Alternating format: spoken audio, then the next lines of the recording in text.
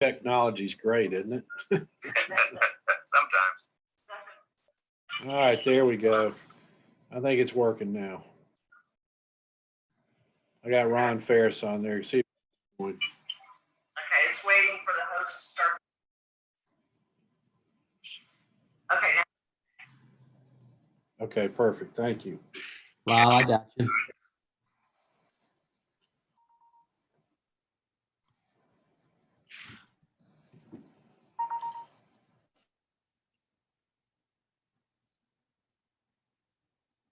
Muted.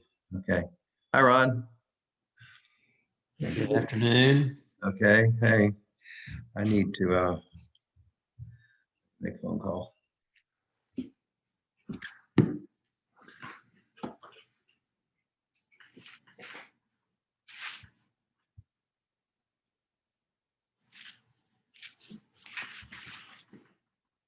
Was everybody having the same problem? It was an old meeting?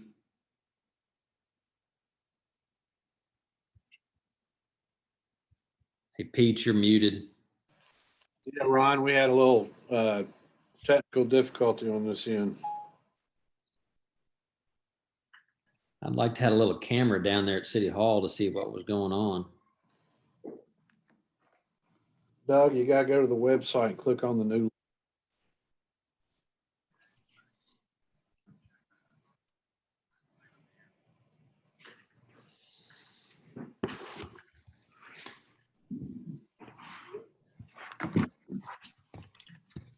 Hey, everybody.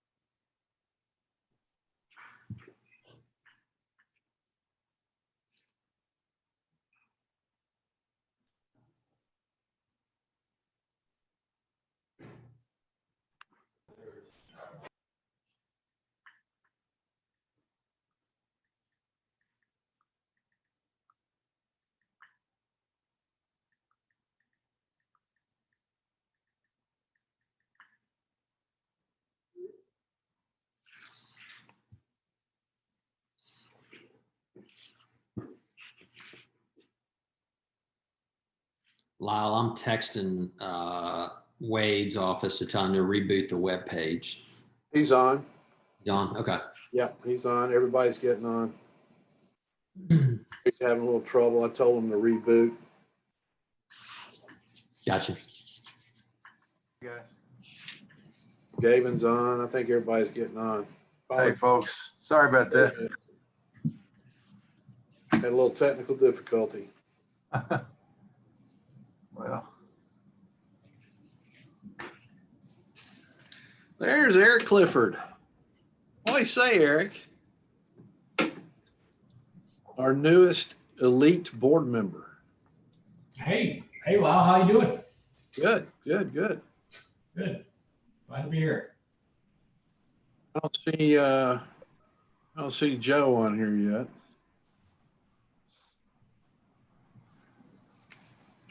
Well, I have Joe on the phone. He's Okay. trying to get in.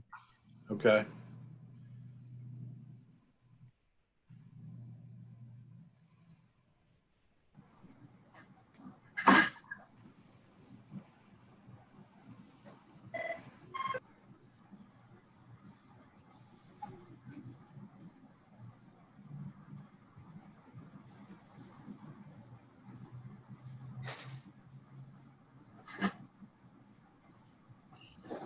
yeah, that's not good.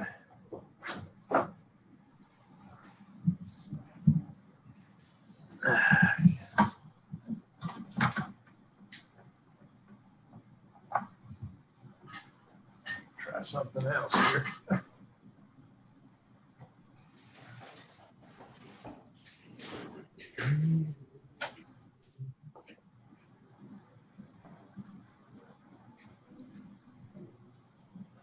All right, I think Joe's on. So we've got Pete and Joe and Eric, and who are we missing? I'm going to call Haley right now. Okay.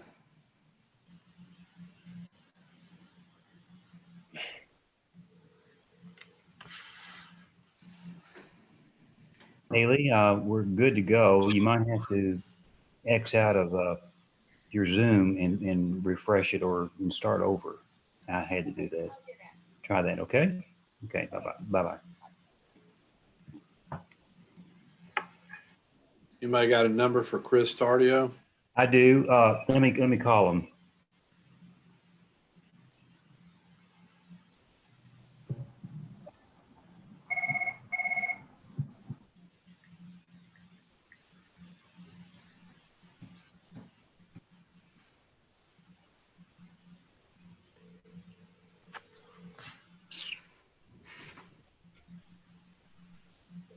Okay, Chris, we're ready to go. You might have to X out of Zoom and refresh it. And yeah, the same link. Okay, all right.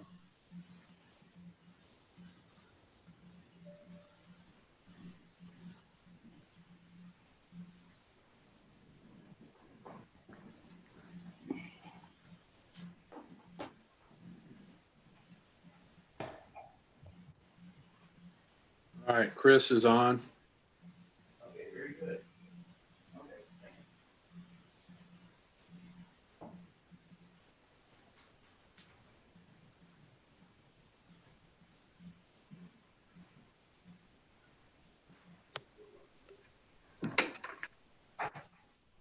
Well, I apologize for our first technical glitch. We've done pretty good until now, but it looks like we're all here. So when Joe gets back, I guess we can start. All right, here we go. All right, Mr. Chairman, it's up to you. Okay, good evening, everybody. Welcome to the November 17th meeting, 2020 of the Bellmead Board of Zoning Appeals. I'm Joe Dugman, and I'm joined tonight by Lori Sternberg, Haley Dale, Pete Zabaski, Chris Tardio. Am I leaving anybody out? Any other board members? Actually, Gloria, she's not here. We have a new board member, Eric Clifford. Okay, welcome. I didn't. All right. We're also being served by Edie Glazer, our city recorder. Okay. Lyle Patterson, our city building. Doug Berry, our legal counsel. Is Jim Hunt here? If not, I was just going to recognize him. That's fine. Okay. We have some minutes to approve from a month or so ago. We'll do that at the end of the meeting. I'm here, Joe. Oh, very good, Jim. Welcome. There are 8 items of new business and 1 item of old business. So that's 9 applications that are on the agenda tonight. So we have a long agenda. Each applicant's here because of their request for a building permit has been denied, and they're here to appeal. It's the responsibility of this board to hear your appeal and determine if there's any compelling reasons to allow the board to grant your request, while at the same time protecting the intent and integrity of the city ordinances. The board can only hear what's been published in your appeal. Anything else that comes up cannot be considered. If the board grants the approval, it will be specific to your request. Our procedure tonight are as follows. The building inspector, Lyle Patterson, will introduce each item. The applicant or the representative may present the appeal, and when doing so, please introduce yourself for the record. There'll be time for the board to ask questions, and we may solicit any comments from anyone in attendance. Please introduce yourself for the record as well. I will close off the discussion from the public, and the board members will deliberate in open forum, and the board members may choose to have additional conversations with the applicant, but not with the public. But I want to emphasize we have a long agenda, and when I close off the time for the public to speak, there will be no more opportunity to make any more comments. A board member will then file a motion, seconds required, and the entire board will vote. Requires a majority vote for your appeal to be granted. If your appeal is granted, we ask that you remove your yard sign and pull a permit within a year. If it's denied, we ask that you remove your yard sign. If it's deferred, we ask that you keep your yard sign up. The board members have familiarized ourselves with each application. We've reviewed your submitted materials and if necessary, made a site visit. I'll now ask the board members if we have any conflicts of interest. There appear to be none, so we have a quorum. Mr. Patterson, we're ready to proceed with the first item on the agenda. Thank you, Mr. Chairman. I got a couple things I'd like to add to that. We're using a automatic transcription service called Otter. And if you would speak clearly and loudly and do your best not to talk over each other, so that makes it more accurate. I'm going to ask all participants to keep themselves muted until asked to speak. And those of you that have turned in plans and thumbnails, if you would call out those thumbnails and I will get to them as soon as possible. All right, first item under old business is the application of Jerry Hancock, 213 Paddock Lane, for a variance permitting the construction of a new single-family home. The replacement of a residential structure with a new residential structure is permitted in the zoning ordinance, provided that no pre-existing non-conforming use, structure, and or variance from a previous of the zoning ordinance will be extended closer to the property line by reason of construction of such a new structure. The building permit has been denied for the following reasons. House is over allowed footprint. House is over allowed FAR. House is outside building setback in rear. And I think Catherine Sloan is on. Catherine, you are up, and I'm going to share my screen. Thank you, Lyle. Good evening, everyone. Forgive me, I'm having some technical issues with my camera. Thank you, Lyle. I'm the architect representing the Hancocks for a new construction home at 213 Paddock. The elevation on the top, that's the front elevation. There is an existing 1945 rental home on the property, and they are tearing it down so that we can build, it's a non-historic home that's in poor disrepair as well. They're tearing it down and replacing it with a modestly scaled 1.5-story Dutch colonial. It's been through the historical commission, and we got really good feedback and approval from them.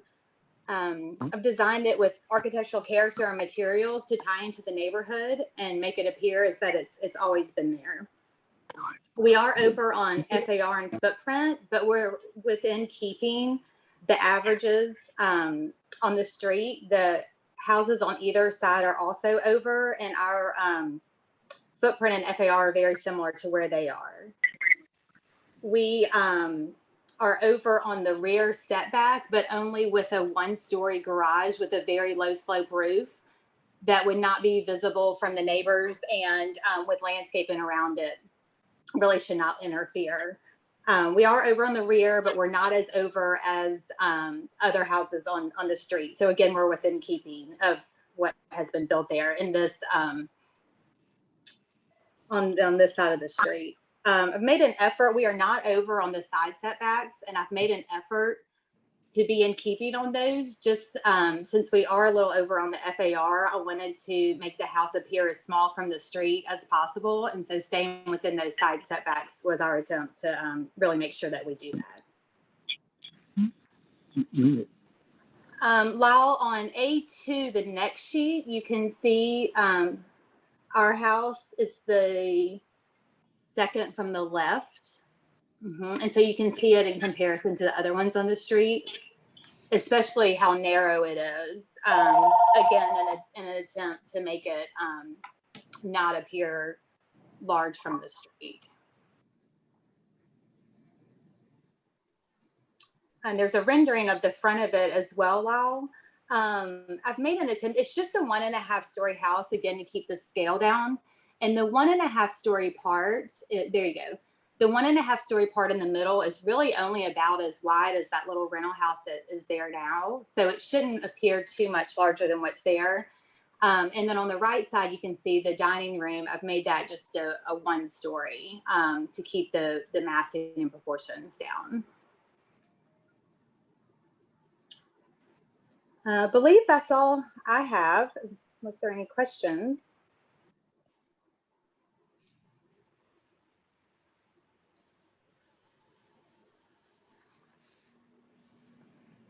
The one other thing to point out, the houses on either side, actually every house on that side of the street, especially the ones on either side, are really far over on their side setbacks.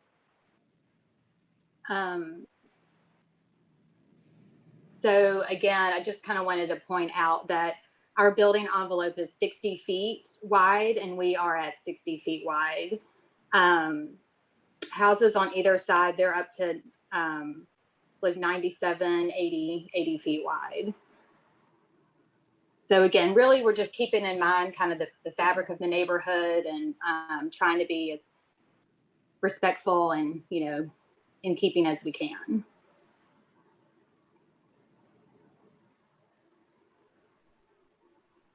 And that's all I have. Thank you. Chairman, I have a question. Go right ahead, Pete. Lyle, the question is for you, really. I don't know of any example of the board violating the FAR, the floor area ratio. Can you think of any? Don't think we've got any because it's relatively new compared to this neighborhood in particular. I actually ran some numbers today.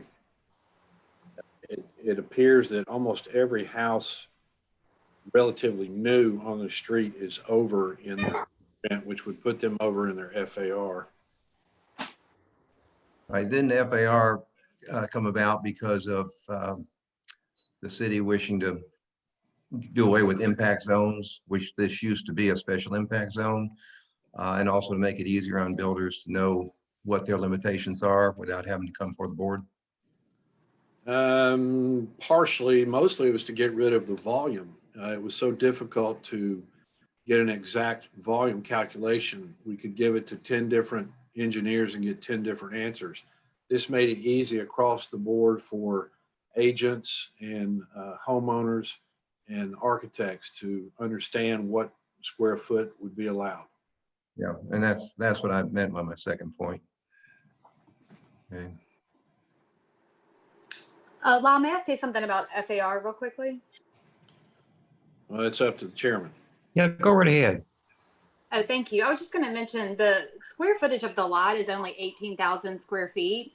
So, and then to have, you know, a home with a 2-car garage, even if we took the entire 2-car garage off, it's tight to get. And there's the floor plan right there. You can see that it's a pretty modest home for a family. We don't have a separate living room. The dining room and breakfast have been combined into one, you know, really modest master bath.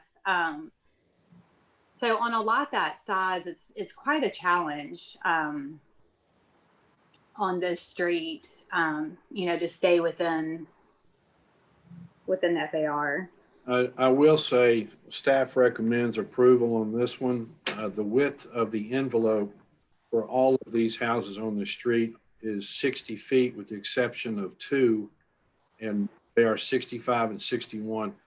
The width of this house is exactly 60 feet, which gives them a side yard of 30 feet on each side. The width of the other houses is considerably over that envelope, as is the side and rear setbacks on the other homes. So there's, in my opinion, a precedent was set.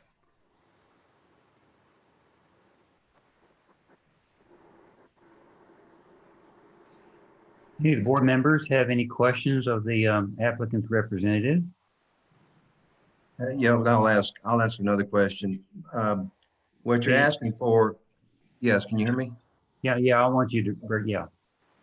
What you're asking for, Catherine, is 5,121 square feet on an 18,000 square foot lot.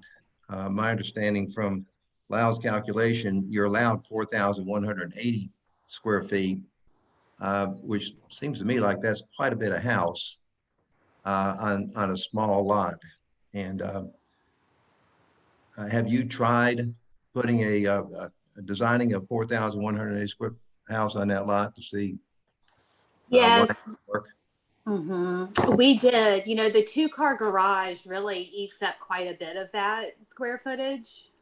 And again, as I said, there's really not much more we can cut if you look at the floor plan. It doesn't have the formal living room. It's a modestly sized master, modestly sized kitchen. Every room is sized really just as small as we can possibly get it to work for a family. So I did keep that in mind as much as I could. Show your garage with the little bit of offset there for I guess garden equipment is 648 square feet. That's a pretty good sized garage. It's just the standard 2-car garage size. It's 23 by 24. That's not huge. Well, that's a lot. I thought I would have thought that's a lot bigger than a standard, but I'm not gonna argue that. Do we have dimensions on those rooms, Scott? Lyle? Catherine, where can we find those on this set here? That set is not dimensioned, but I'm on my computer. I can call out a few if you'd like. The family room is, let's see, 19 by 19. The kitchen and kind of the eat-in area is 19 by, let's see, 17. Hey, Joe, I'm sorry to interrupt. Can I just ask a quick question? Well, let her finish her dimension. Oh, okay. Yeah, please. Okay. Did you want all of the rooms? No, I'm fine with that. Okay. Go right ahead, Haley.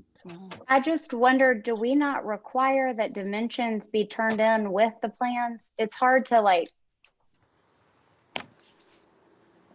follow each. I mean, if we're gonna have to call out every room, do we not ask for that? Lyle, do we ask for that? Not necessarily. I mean, the main thing is showing FAR and footprint. A permit could not be issued until after have a working drawing, which would have the measurements called out. No, I'm not going to add. Okay, one of you is not muted, whoever's talking, and sorry, just letting you know, whoever's talking about FAR, we can hear you. Okay, well, so what were the dimensions of the garage? I'm sorry, I think I was distracted by my own question. 23 by 24. I typically like to do them 24, 24, 24, 25. So it's a hair under kind of standard. So 23 by 24. Catherine, this is Joe Duggan. So Okay. the square footage is equal on the first floor and the second floor. Is that correct or not? No. The first floor square footage is 2378 and the second floor is 1737. Oh, I see it now. Yeah, thank you. Sure. So the square footage really is the first floor, which takes up the footprint on the lot, is not that big, is it? The first floor heated, it's the 2378. So it's the garage and then the screen porch undercover that count in the footprint FAR as well.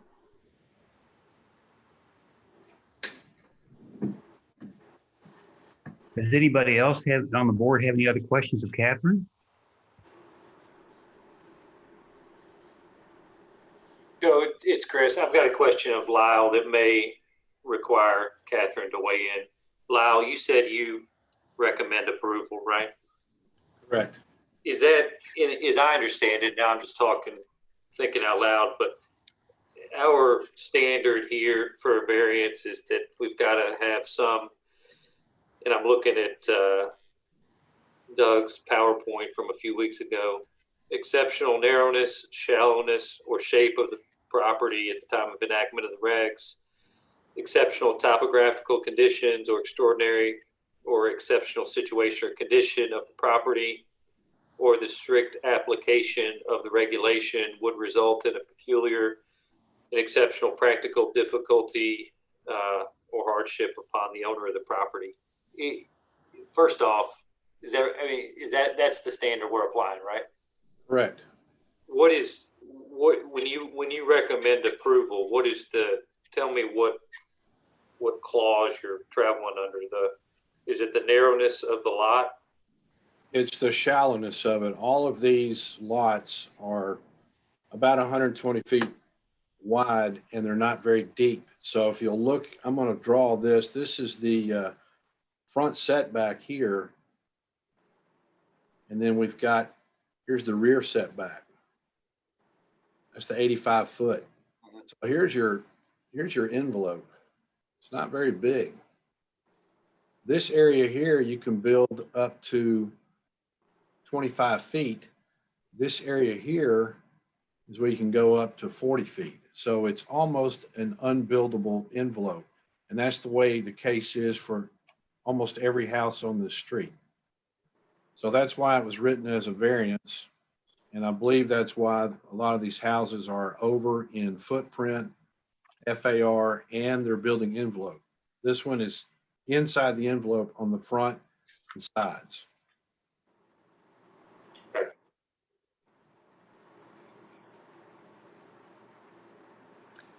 Any other questions of Catherine from the board?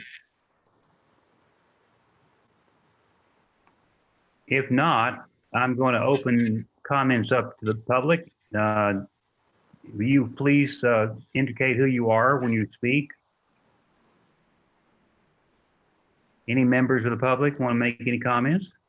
Hi, this is Charles Barrett. Go ahead, Charles. I'm sorry. This is Charles Barrett, and my wife and I live right next door at 211 Paddock Lane. And we have some concerns. We sent in a letter last night about it, but I wanted just to describe them briefly. I certainly don't want to be the bad guy, or really don't want to be anything but welcoming to the Hancocks, but Paddock Lane is terrific for families, and we're sure they'll love it when they get there. But we have two big concerns. We're just worried about the size of the house, frankly. And I know what was said earlier by Catherine. And Catherine, you designed a beautiful home. Let me tell you, it just needs to be on a bigger lot. 5,000 square feet on such a small lot. I've been out there and I've walked. Excuse me. I've walked it. That thing is going to be crammed in. It's going to be much too big. It's going to stick out on the street, and it's going to stick out in a way that's not going to be good for anybody, we don't think. Like I said, it's a beautiful home. It just needs to be in a different spot. I didn't write this in the letter, but it just occurred to me a second ago. It seems to me that the house on the other side of me, and I guess that's 209 maybe, Robert Elliott property. It's a beautiful home, but they had to get a lot of their square footage in the basement, and they did a great job with it. I would say that could possibly be an option here, although I'm certainly no pro at it. So the size of the lot, the size of the house really concerns not just us. I think a lot of the neighbors on Paddock Lane. That's one thing. The other thing is we really don't want to set a precedent where houses on Leek and Scotland, we start seeing these smaller houses crammed into two houses on a lot, and we've all seen it recently, and some people think it's great. We would rather not see that on our street or near our street, directly behind us.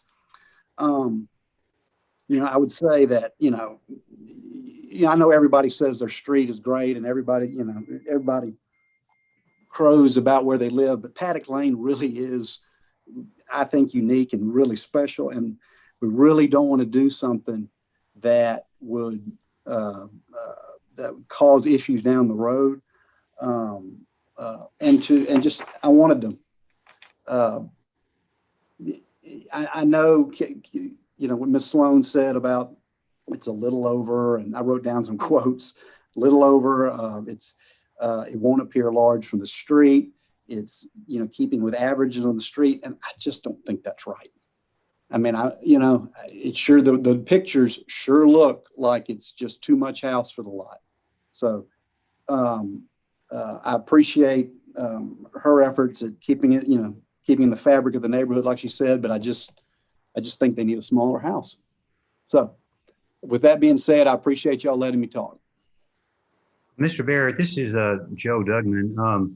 Can you tell us the size of your house and whether or not it's over square footage? Memories.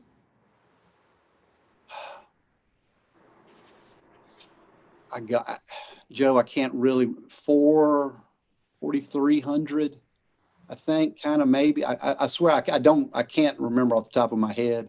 And I think it might be a little over when we bought it that way. So it was,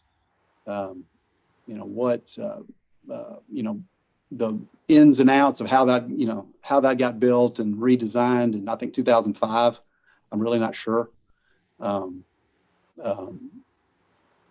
you know the width of your house?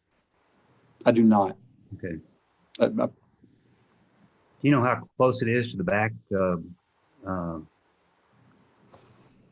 property line?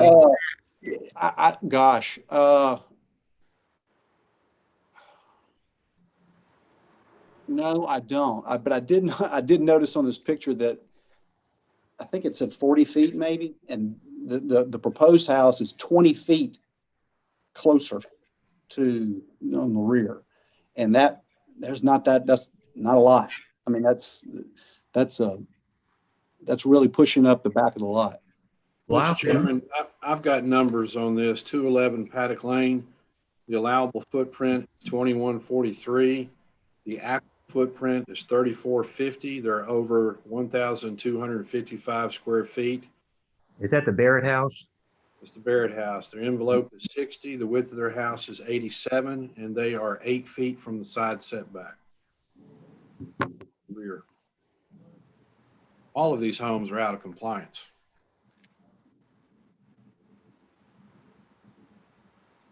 Lyle, can you put that plat back up again, showing all the houses? Sure.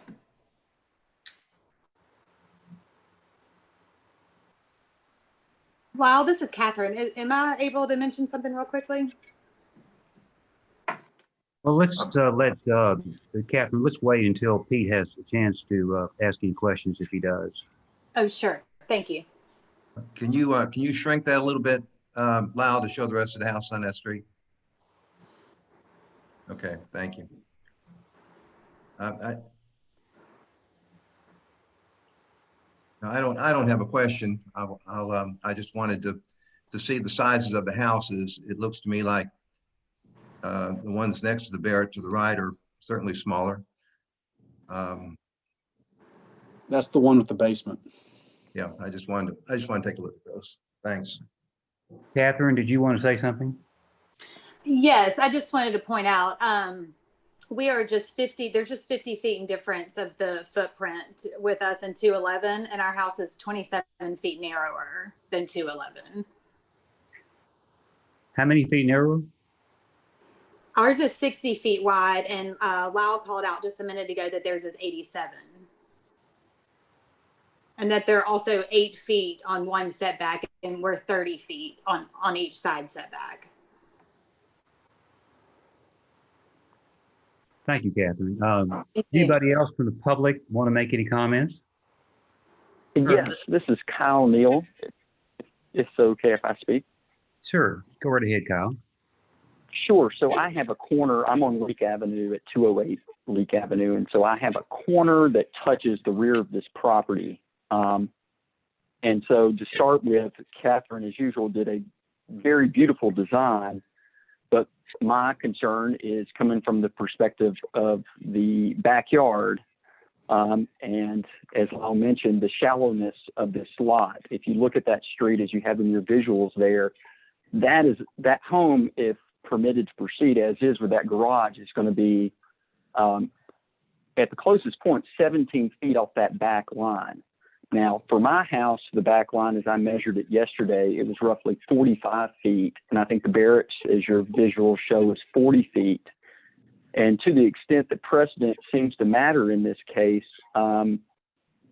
you know, I'm just concerned about it starting to be okay for us to have backyards that really aren't big backyards anymore by the little standards we have at this point with these shallow backyards.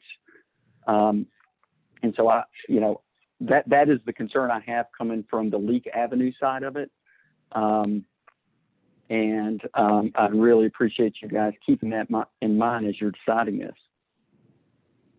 I'm sorry, your name is Neil? Is it Neil?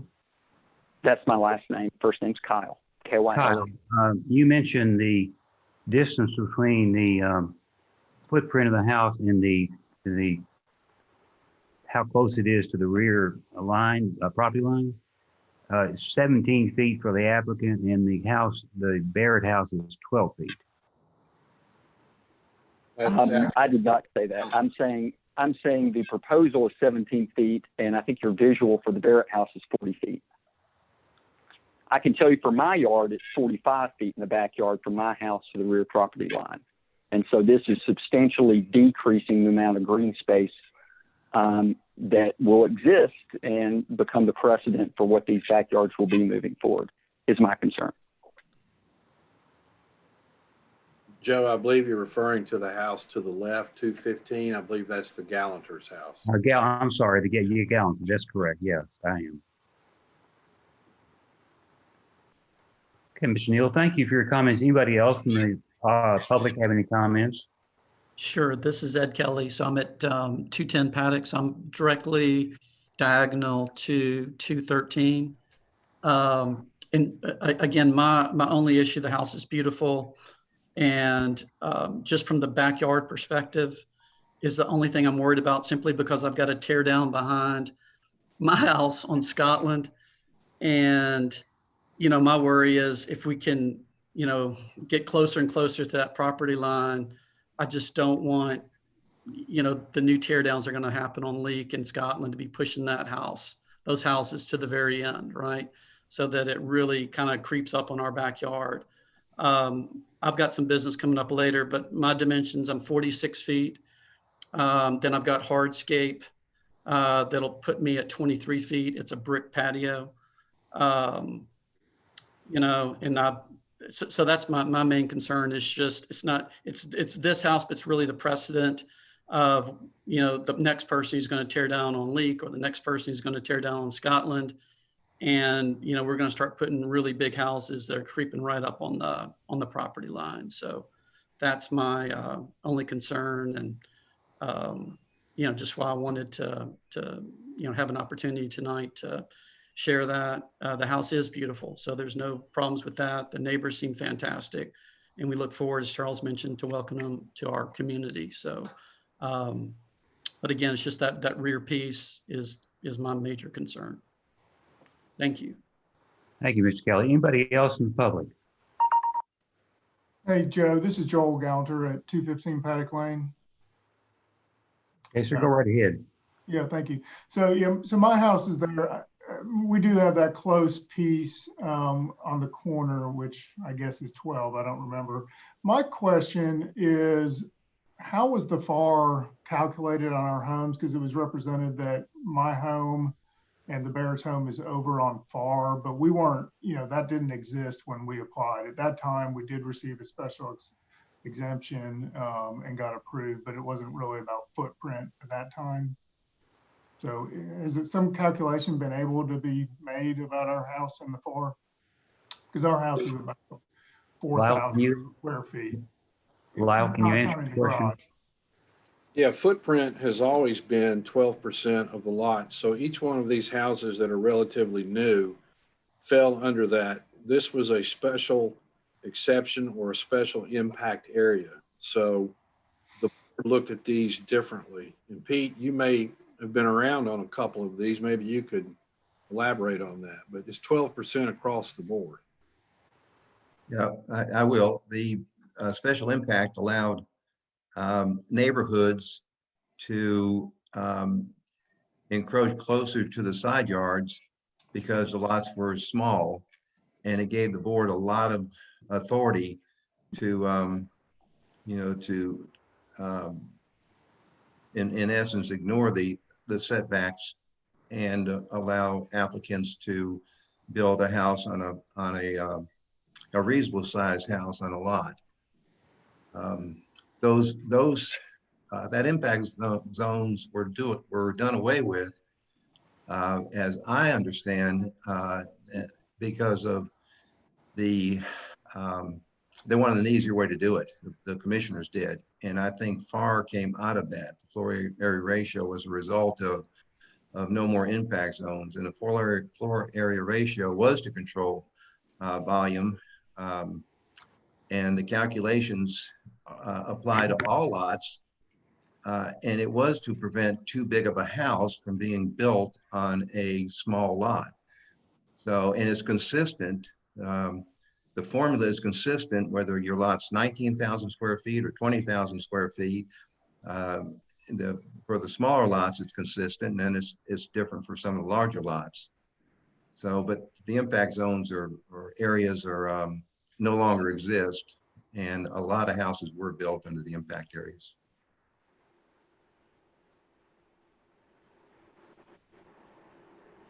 Do you have any other comments, sir? No, I mean, I think that they've done a good job of attempting. It does seem like a little bit of a large house, but I mean, we do have one concern with the driveway being as close as it is to our property. There are some shrubs and other things, so I would hope and expect that, you know, a landscape kind of mitigation plan is in place to ensure that, you know, work or construction work is not going to harm the trees on the property line.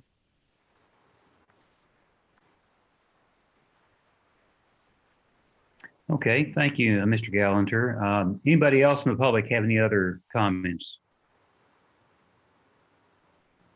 Yes, it's Stephanie Gallanter. Can you hear me? Yeah, go right ahead, Stephanie. I will say that I agree with Joel about the side impact on our side, our trees. This representation of the home, I don't know that this has all the trees on their lot, or the way the trees will be, or if these are trees that she is going to plant. Now there's some in the drive, as you can see, so those are hers that can go. But I know we have a new tree ordinance, and most of the trees on that lot will be gone because they'll have to clear all that to put this house. So I'm just wondering, is there a landscape plan, et cetera? Because we do have a screen over there right next to the drive, and I just am concurring that that is a concern.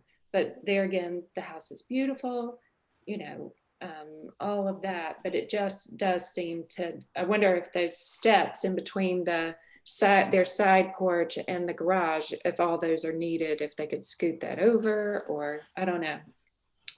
Thank you. Thank you, Stephanie. Catherine, you want to address that question or concern? Yes, that'd be great. Thank you. This is the survey of the existing property. So those are existing trees, and you're right. This, you know, a lot will be cleared. Michael Baldwin is the landscape architect, and he is doing a plan, and he's planning to do a lot of screening along that property line. I will mention the driveway just has to be 5 feet off the property line, and you can see on the top left corner of the driveway, we're actually over 6 feet. So we're even a little over than we have to be. We can't really shift the driveway too much toward the house because there won't be back out space as you back out of the garage to get your car out. But he is going to do a plan with some really pretty screening, and he'll be sure to do silt fences and, you know, everything we possibly can to protect, you know, the neighbors' trees. But again, we are within the side setback, and our driveway is within that setback. Go ahead. Catherine, this is Joe again. Will there be plantings in the back to screen off the Leek Avenue property? Yes, there definitely will be. And Lyle, are you able to go to the rear elevation, which is A7?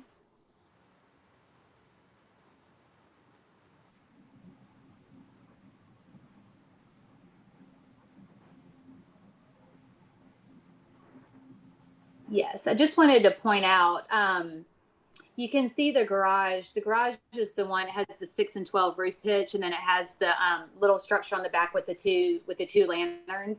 So I just wanted to point out that it's 1 story with a low slope roof, as low slope as is allowable.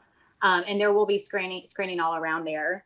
One other thing to mention, we are not over on the front setback, and there are other houses on the street that are over on the front setback. You know, we would be willing to move the house forward if that would be better, and be a little over on the front and not so far over on the back, if that would help at all.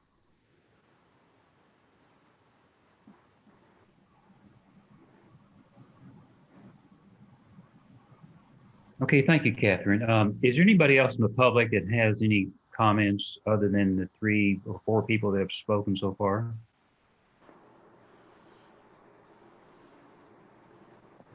If not, I'm going to close off. I'm I actually sorry. had one question in response to what Catherine just said. Can you This is- show the? Identify can you show yourself, please, Mr. Gallanter. Yeah. Yes, it is. Sorry, it's Joel Gallanter again. Can you go back and show the street, just kind of the setbacks in the front across the street, just with respect to that issue of moving forward?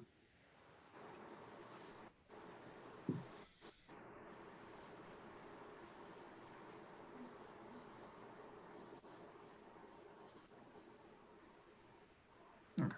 Yeah, so it's currently the house is a little bit forward of ours, a little bit forward of the Barrettts, but maybe not as far forward as the next house. Is that correct, Catherine? That's correct. 209 is, Lyle, I think is it 69.7? 69.7. Mm-hmm. 58.9, it looks like. That's right. And then again, on the rear, we're 17 at the closest point, and the house on the corner 215 is 12 feet to the rear. There's also one on Scotland Place. Lyle, if you can scroll up just a hair on that same page. Yeah, there's one on Scotland that's 7 off, and then another one that's 20 on the rear.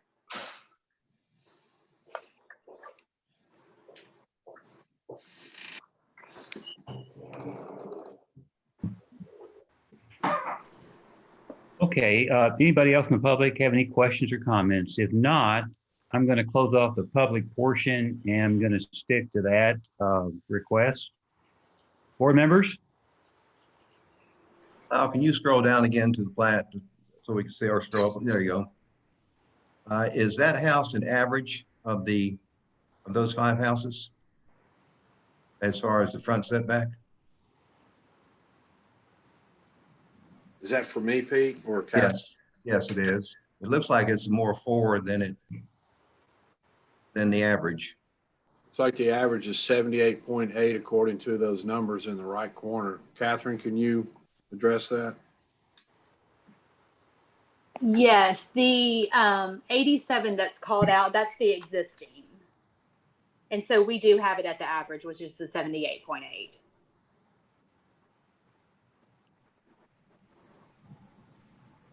That house on the far right corner, what's that address? I can't read it. Are you including that in the average? Yes, I am. That is, Okay, is that, that's facing, but that's facing Palmer, isn't it? That's a Palmer address. Should that not be included? Shouldn't that not be included in the average, Lyle?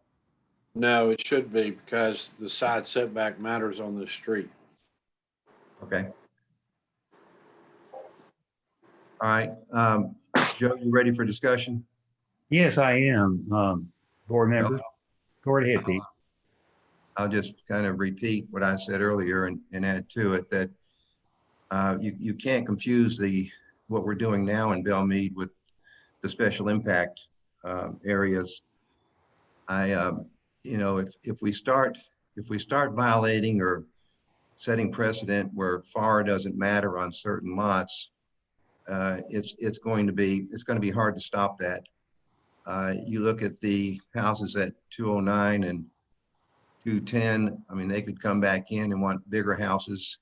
When they sell, the new owner is going to want bigger houses that don't fit the lot. Guess the objective is to have, the right size houses on these lots and not to overbuild on these lots. And that's the whole purpose of I think the ordinance. And I think just to abandon that and abandon FAR is a precedent that this board would regret. It's, if we're already we would already allow some leeway as far as setbacks. And, and is this really a variance? This lot it's almost a square lot. And I understand what Lyle said about it being small from front to back, but that's more of a setback issue than any other issue. It doesn't require a 5,100 square foot house because of the setback issue. And I do think that on that street, 4,180 square feet for a house is not a small house. It's a very livable house. So I don't see a compelling argument at all for allowing us to violate FAR. Well, let me weigh in. Lyle, tell us the FAR for the other homes on the street, if you can. I'm not able to do that. All I have is footprint numbers. Are the other homes over FAR? Do you know? Judging from the two I see, they probably are, but I would have no way of knowing. Somebody would have to go in there and actually measure that. I'm able to see the footprint numbers. Mr. Chairman, I have some thoughts when you're ready. Go right ahead, Haley. Thank you. So I have a lot of thoughts on this, but I'm frustrated by this for a couple of reasons. Number one, I think the discussion being every house is out of compliance is frustrating to me. I get that. I understand that. I don't think it justifies anything that we're talking about particularly. I understand the reason the argument's being made, but I think if we're using that, if we're saying every house is out of compliance, to me, okay, let's take that fact. Every house is out of compliance. Well, then for this property, or this new home to fit in better with what the houses on the street, it seems to me it would make more sense to make it be wider and not as deep in the backyard. I mean, all of these homes, as we're shown in this chart, are all wider across the front and less deep towards the back. So there's just not a whole lot that makes sense. We're talking ourselves in circles because every house is out of compliance. I mean, to me, I get that. I'm like, okay, well, let's talk about making it more in keeping with the homes around it. And if you were going to do that, while I appreciate the attention to not making it as wide, it may fit in better that way. I'm not sure. I think there is another, when I heard the neighbors talk about that rear setback and the possibility of tear downs on homes on Leek or Scotland Place, I think that there is something to that. And I think maintaining at least some minimum distance between the back of one home to the back of another, I guess, regardless of rear setback line in this situation, would be wise and something we should look at adopting. And I don't know, maybe I can help with that in my new role. I'm not really sure, but I just feel like there is some stuff going on here that makes this particular property difficult, not in the sense of a variance, but the whole street. And then lastly, I'll just add that I did receive a lot of communication from the neighbors, and I just wanted to point out that they're very, very friendly and so excited about the Hancocks moving to the street. And it may not be coming across that way in this particular meeting, but I know that genuinely they are, and they think Catherine's design is beautiful, though a tad large. And they are, they're very social. They have pizza together every weekend and they're very friendly. And I've enjoyed getting to know them. I think it would be, I hear what they're saying. So that's all from me. Catherine, Joe again, is there a reason why you designed the house the width you did from a visual standpoint, looking at it from the front? Just in an attempt to stay within the building envelope. There was 60 feet is the width of the building envelope, and I have it at 60 feet. If you move the house forward to provide more space in the back from the property line, would that affect the design of the house anyway? Not on my end. We'd be happy to do that. I think that's a great solution.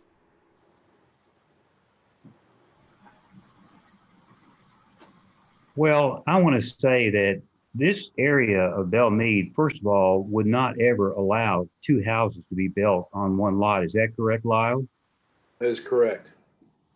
It's a very unusual area, and I think we have to take that into consideration based upon the precedent that every single one of these houses is in violation of the current standards in some form or fashion.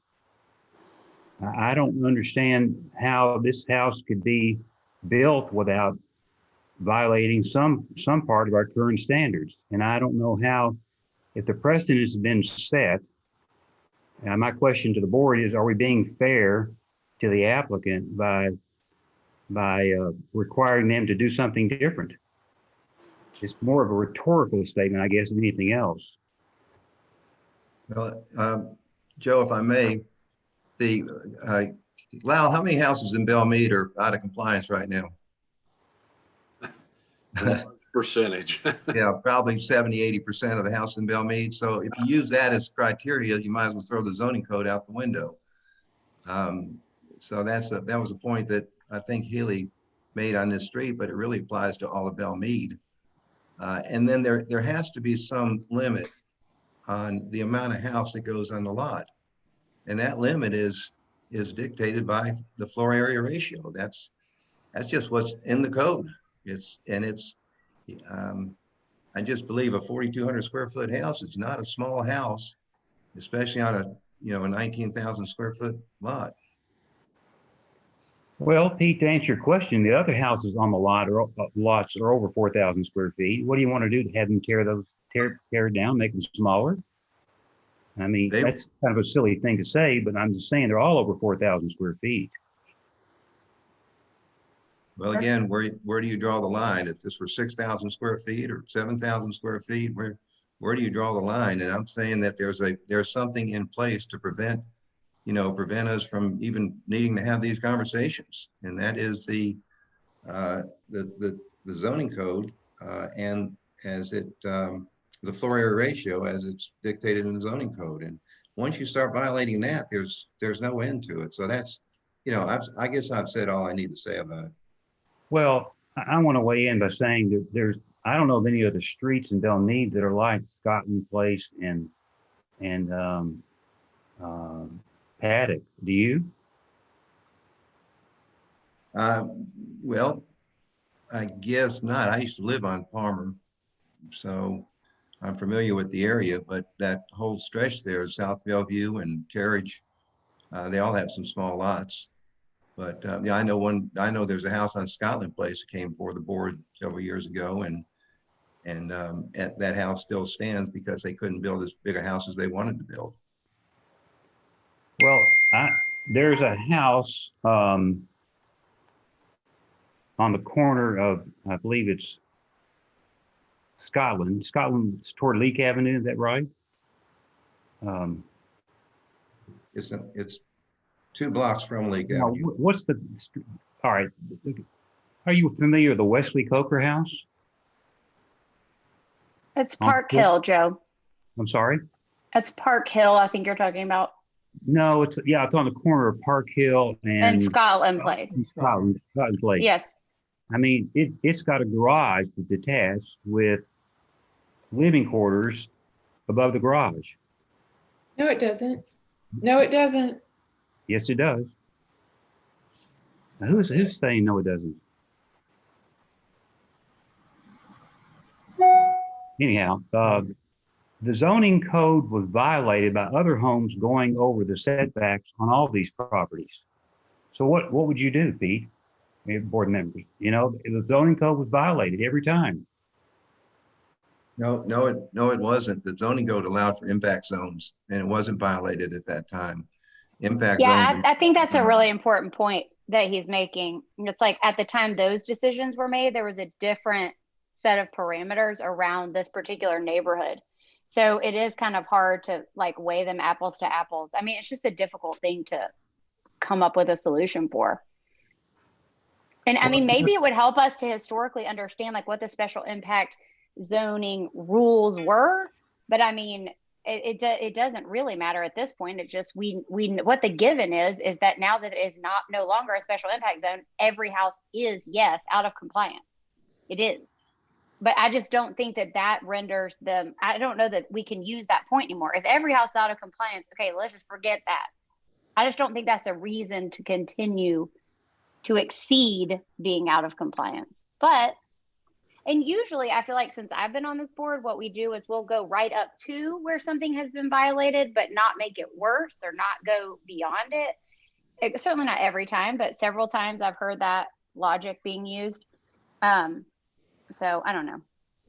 Well, but on the other hand, if we deny this permit, then we're saying to anybody else that's on this street that wants to build, you're not going to, you're limited because of the current standards. And those current standards were not enforced at the time all these homes were built. So you're making these folks potentially subject to current standards that were not applicable back then. And that's the unique part of the street. And to me, it would be substantially unfair to require them. I don't know how they would build. Could they build live based on current standards?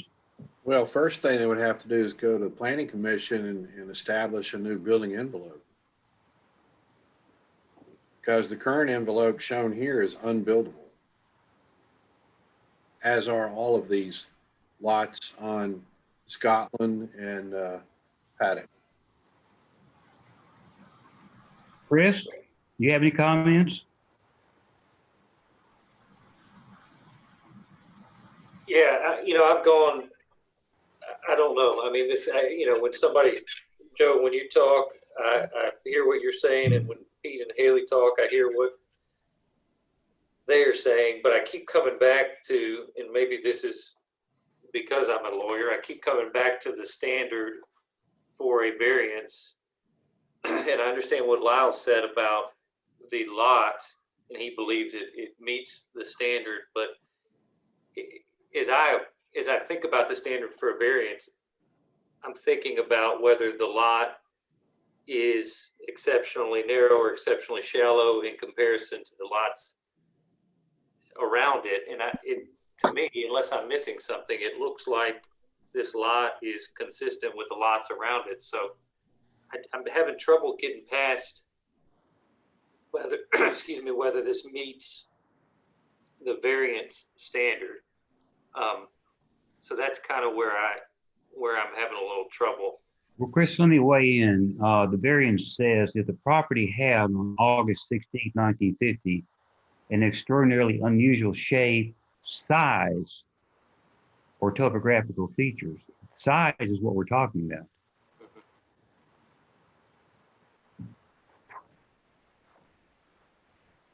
And I suspect that could be the reason. We don't know the history of this, the reason why it was called a special impact area, but there had to be a reason why it was taken into consideration. And all these houses were built the way they were on those lots. Joe, can I speak again, please? No, I'm sorry. We're cut off the public portion. I was very clear about that.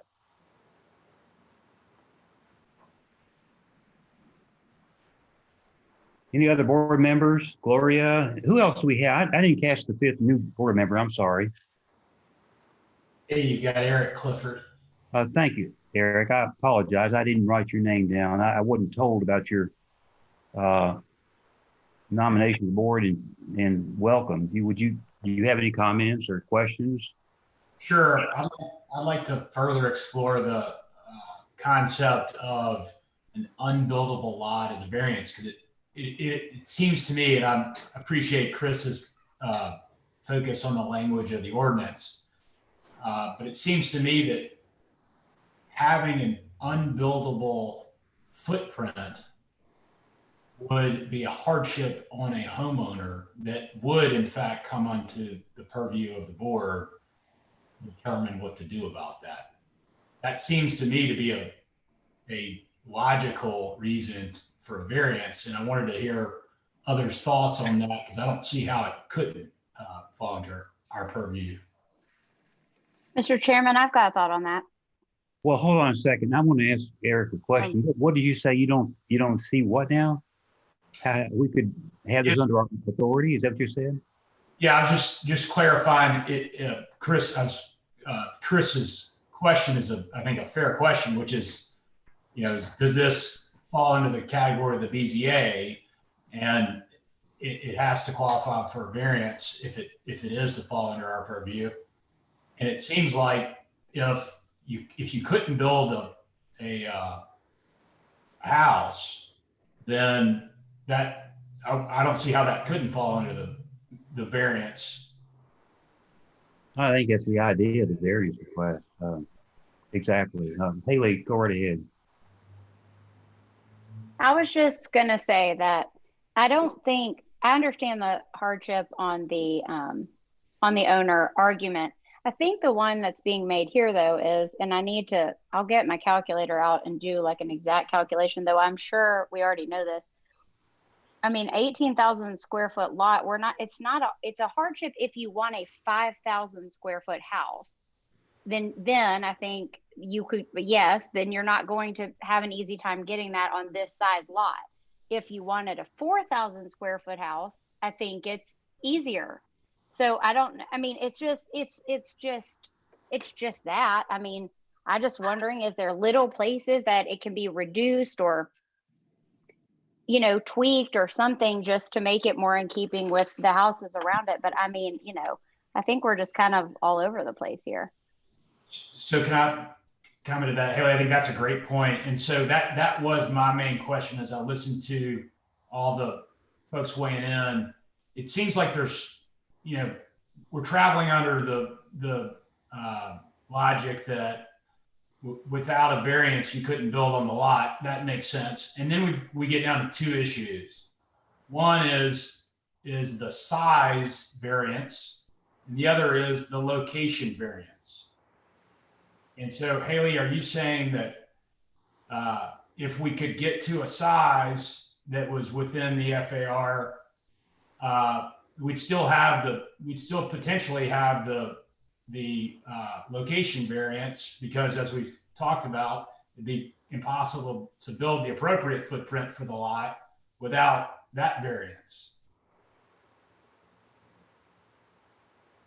Yes, that is what I'm saying. It's like almost like everything else has to be just assumed. I mean, we can't use those individual things because it applies to every other property as well. I will also add, though, I just do want to say for the record that as far as like a tear down project and what is coming through historic zoning and then coming to this board, like this is a phenomenal example of what, a rebuild looks like. And so I'm definitely do not want to seem like I'm not appreciating that, because the design is in fact amazing. It's beautiful. I would love to look at it every day. I just do understand some of the neighbor concerns, not based just on this property, but if precedent is being set, which we always say, well, precedent's not being set with a vote, but then we've used that argument so many times tonight that I don't believe that anymore. And if that is the case, I think even the Hancocks would be concerned that what if the property in their backyard could get as close as 17 feet to their property line? I think that it would bother them. So I'm just trying to be thoughtful of all of those future things that haven't come to us yet. And maybe that's a waste of time. I'm not sure. It's my last meeting, so no one will really have to deal with me much longer on it. Well, in response to what Haley just said, the property to the left is 12 feet, not 17 feet. And if they move the house forward, we'd have more space in the rear. Secondly, it seems like a lot of the square footage, I mean, if you look at the square footage of the house again, while on the first floor, how much was it again? I can't remember.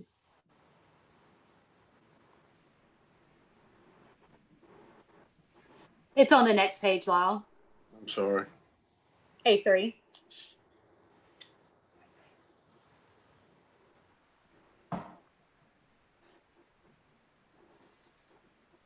So the square footage on the first floor is not that much, 2378. The addition of the second floor is what creates the large number, but not necessarily the appearance of a large house, because she's built the house within the building envelope, which is not true of the other homes. So making the house wider would not solve the problem. And it would potentially cause a front-facing garage, which you don't want. Cause Right. what? I'm sorry, Eric, say it again.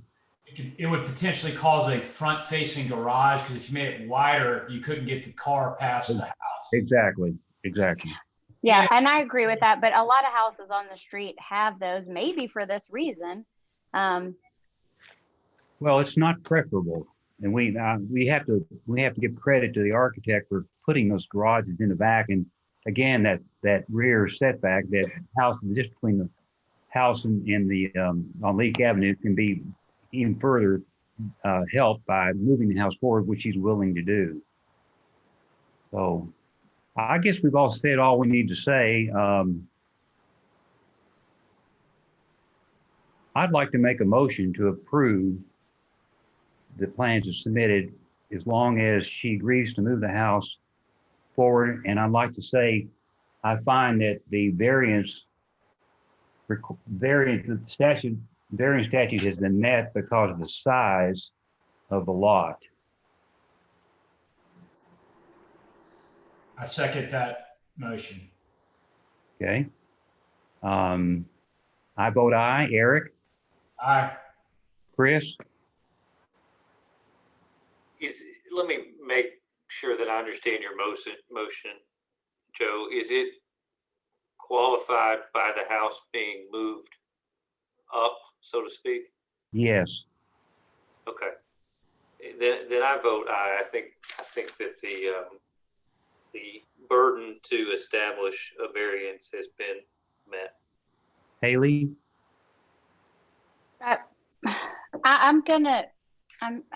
I'm flustered by this motion, so I'm just gonna be a no.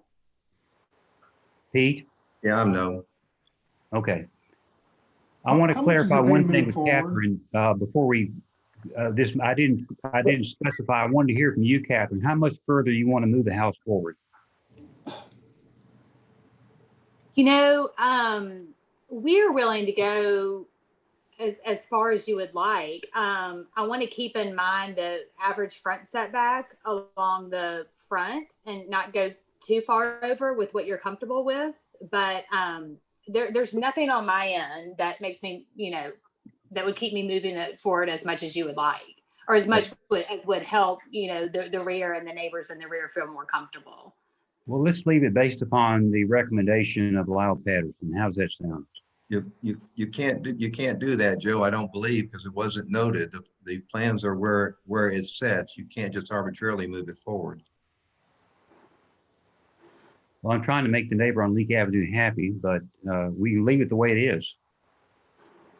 I'm just telling you that you just can't arbitrarily say, just move it wherever you want to. You have to. Okay, also, now plans the are plans. motion, sorry. Can we get our counsel to weigh in on this? Sure. On this last issue, can you all hear me okay? Edie told me that she had trouble hearing me last time. Everyone hear me okay? Yes. Yeah. Okay.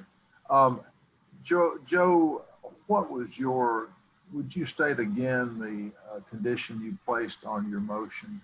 that the house, first of all, said that it met the variance requirement in size, but secondly, that the house, that they agreed to move the house forward. I didn't put a specific amount because I didn't know what they want to do. Well, I think you would have to do that. We probably ought to, and I apologize for not jumping on that. Or I don't think it's proper to delegate it to Lyle, because that's what this board decision is. And maybe it's hard on both the applicant and the neighbors and everybody to come up with a number out of it just tonight based on the plans that have been submitted. So, maybe we need to go back and if the applicant has a proposal of a modification of their plan that's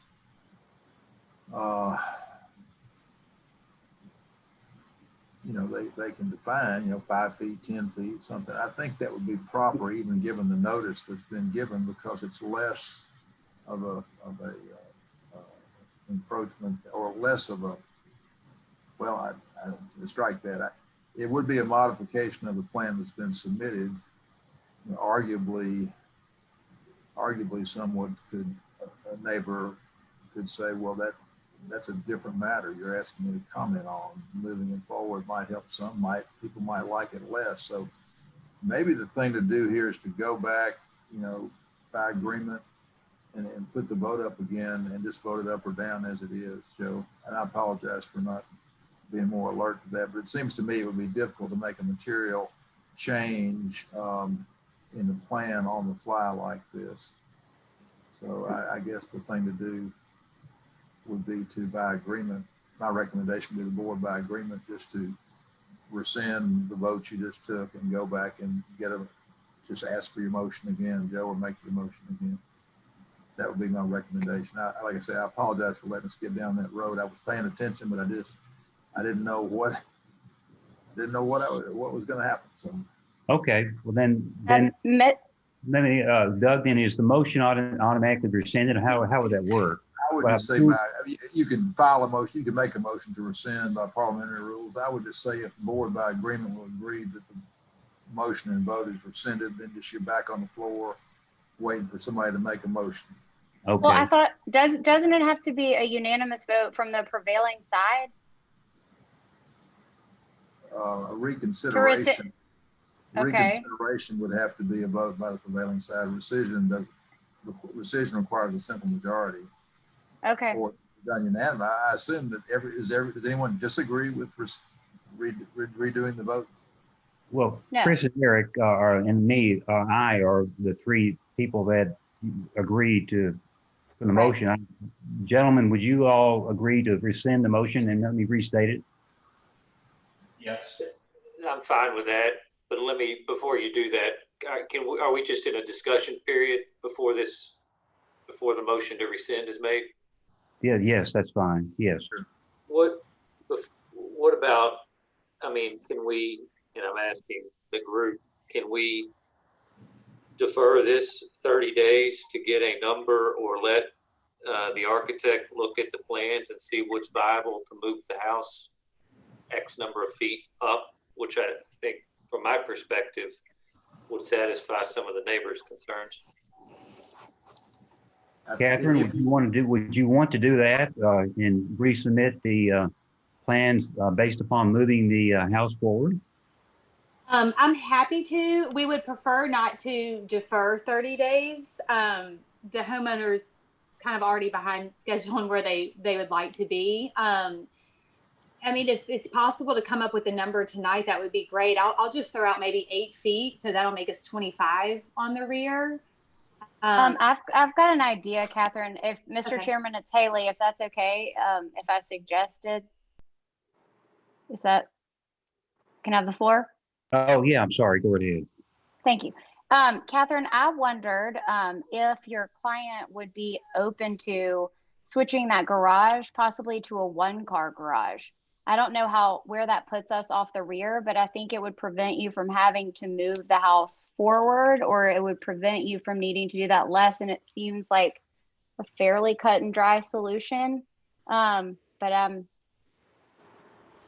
Yes, not sure how the rest of the board.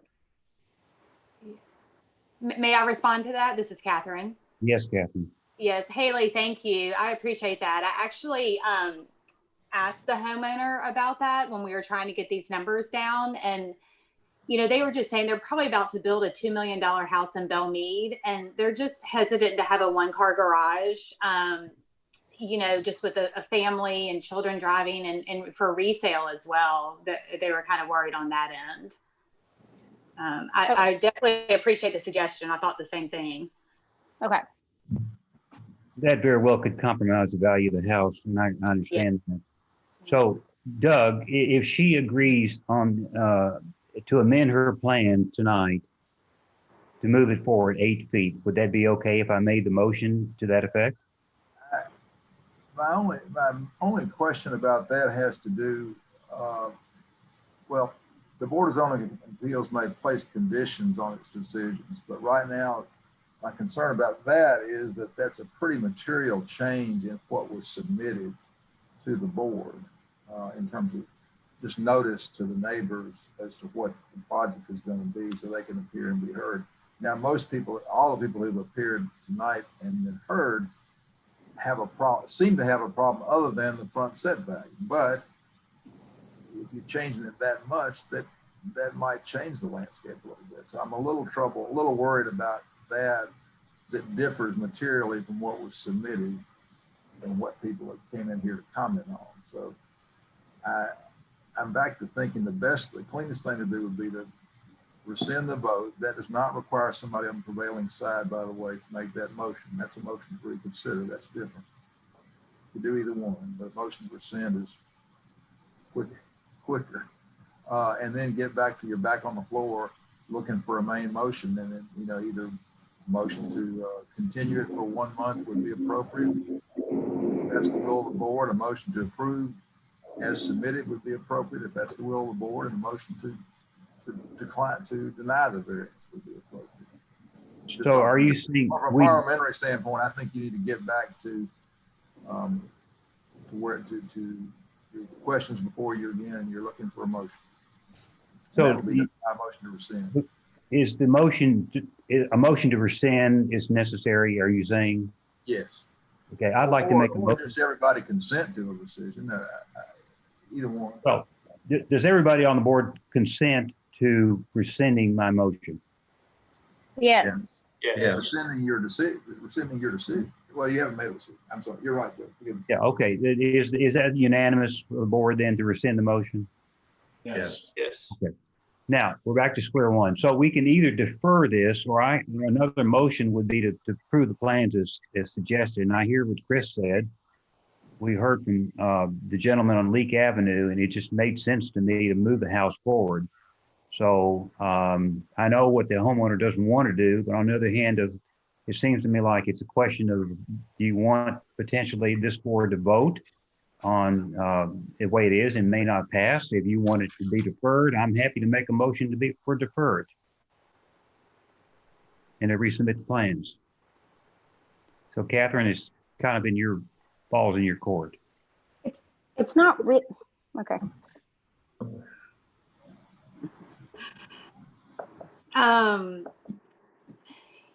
Yeah, that's a hard one. I mean, I just really hate to push them 30 more days. I don't think we have a choice. I think we'll have to defer. Okay. I'd like to make a motion to defer this for 30 days. Is that, can we get it on the agenda for next December? Can we have some discussion, Joe? Sure. I would like get a second on your motion and then have discussion. I'll second the motion. Discussion is only on the priority of deferral, not back on the merits. Right. Okay. All right, I would ask that Catherine look at the plans and try to massage it a little bit to get that 5200 number, 5121 number down to something that better fits the lot. I would just ask that. Thank you. I'll be happy to. Sure. Okay, we have a motion that I made to defer, and a second by Haley. Is Pete, what do you say on the motion to defer 30 days? I'm good. Eric? I'm good. and Chris. Aye. Okay, thank you. All right. Thank you.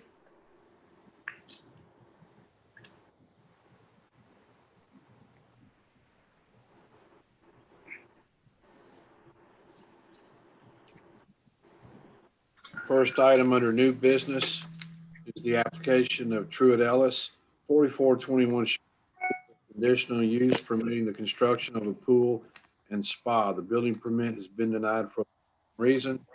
Swimming pools and spas require BZA approval. Recommends pool and spa. Pool equipment appears to be partially outside building envelope. Staff does not recommend. And whoever is representing, you are up, and I will share my screen. Thank you, Lyle. Good evening, everyone. My name is Zach Gale. I'm with Siteworks LLC in Nashville. Today I will be presenting the appeal for the pool and spa at 4421 Shepherd Place for Mr. Truett and Mrs. Carrie Ellis. On page 1 here, this is our site plan. Like Lyle said, we're proposing a pool and spa. Pool dimensions are 18 by 36. The spa will measure at 7 by 7.5 feet. That red line denotes our building envelope, which was determined from the front setback average, 45 feet from the white line to the all the properties on that same block, which gave us a front width of 200 feet. And then we determined our building envelope width at 100 feet. Rear setback for the residents in this area for B lots is 60 feet. And then we determined that to stay within that no closer than 20% of that setback, we have 40 feet to the east from the property line and 60 feet from the west. Lyle, could you please go to page 2? So page 2 here is just a closer view showing some of the grades and elevations. Pool coping is going to be at 585/45. And a majority of the pool lands between that 585 and 584 grade line, so minimal changes to the grade. So the limits of our excavation for this pool and spa would be well outside the drip lines of the existing trees in place. And we'll also consult our certified arborist for any further tree protection, as well as putting in some erosion control to prevent any of that. And the location of the pool equipment, that yellow outline box was put in there erroneously. Will actually fall in that little corner of the jog to the left of that line. So yeah, right there, Lyle. Thank you. And then page 3 just shows a survey. And Lyle, if you'll scroll to page 4. So this is just an aerial shot. The red outline is the property in question.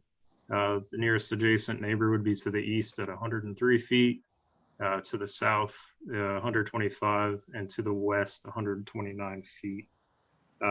They have an existing fence with some mature vegetation on the property lines. And then if you go just briefly scroll through pages 5 through 8, it's just some more aerial views.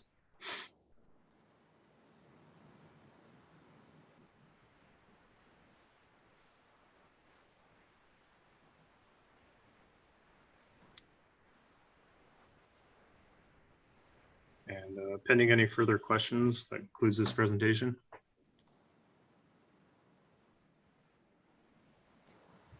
Any members of the public want to comment or hear that want to comment on this particular applicant?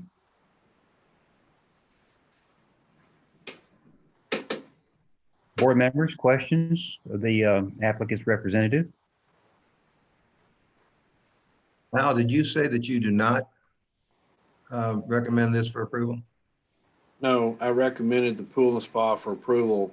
Okay, I thought I pool equipment. Pool equipment was outside and he just stated it will be tucked in that corner inside.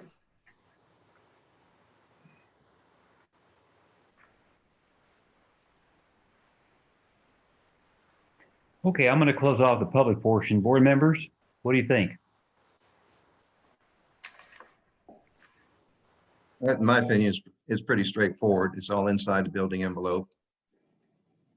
Anybody else have any comments? So Lyle, it sounded like your concern was satisfied by the presentation. Correct.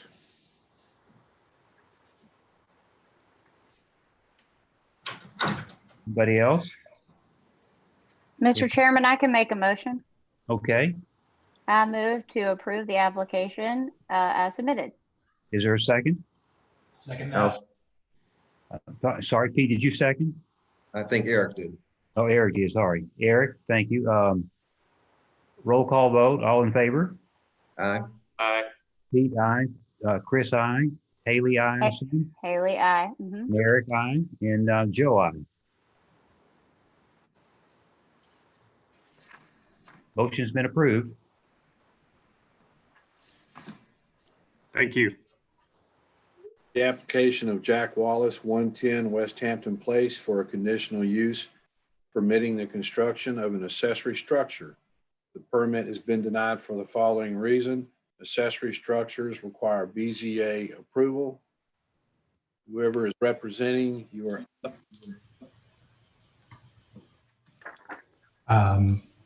Thanks. This is Charlie Rankin. Can y'all hear me okay? Yes. I'm the architect. Sorry, got some new hardware. Make sure it's working. I'm the architect representing Mr. and Mrs. Wallace. As Lyle stated, the application is to construct a accessory structure to the rear of an existing house. On the site plan page that Lyle has up there, you can see the proposed structure highlighted there in sort of a sepia tone brown. Is actually replacing an existing structure that's there currently. It's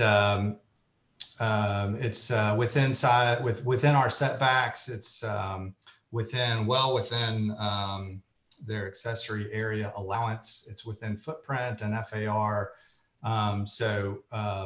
You know, as I say, the request is strictly due to the accessory structure nature of the building. So I think that's all I have. If you have any questions for me. Board members, anybody from the public have any that's here to speak regarding this applicant? If not, board members? Mr. Chairman, is it okay if I speak? I'm sorry, who's speaking? Jack Wallace, I'm the homeowner. Okay, sure. Go right ahead, Jack. Okay. Yeah, the existing structure is an old garage built in the 20s with a maid's quarters, and it just doesn't really work for us. We looked at trying to renovate it, but the cost of renovating it and not getting what we wanted just didn't make sense. So we were applying for you all to allow us to start from scratch and rebuild it. It's going to be a really nice structure, and Charlie's done a great job designing. If you want to show an example, I know what that's worth. Thank you, Mr. Wallace. Board members, well, let me first close off the public portion if there's nobody else. And board members, anybody else in the public? I don't want to cut off anybody's right to speak. Is anybody else here? No. Mr. Chairman, I think I forgot to mention staff approves. Oh, yes, thank you, Lyle. Okay, board members, what do you say? Joe, I am just curious if did this only have to come to us because it's being taken down entirely? I thought our new ordinance we just passed made it not have to come to us. Lyle, is it just because it's going away and coming back? Yes, and this is Okay. inside the building envelope. Yeah. Yeah. Great. Okay, thanks. Okay, anybody from the board have any questions, comments, motions? Mr. Chairman, I'll move to approve the application as submitted. Thank you. Is there a second? Second. By Eric. Okay, thank you, Eric. Okay, roll call vote. Haley? Haley? Aye, sorry, my mute. That's all right. Eric? Aye. Pete? Aye. Chris? Aye. And I vote aye. Thank you. All right, thank you so much. I appreciate it.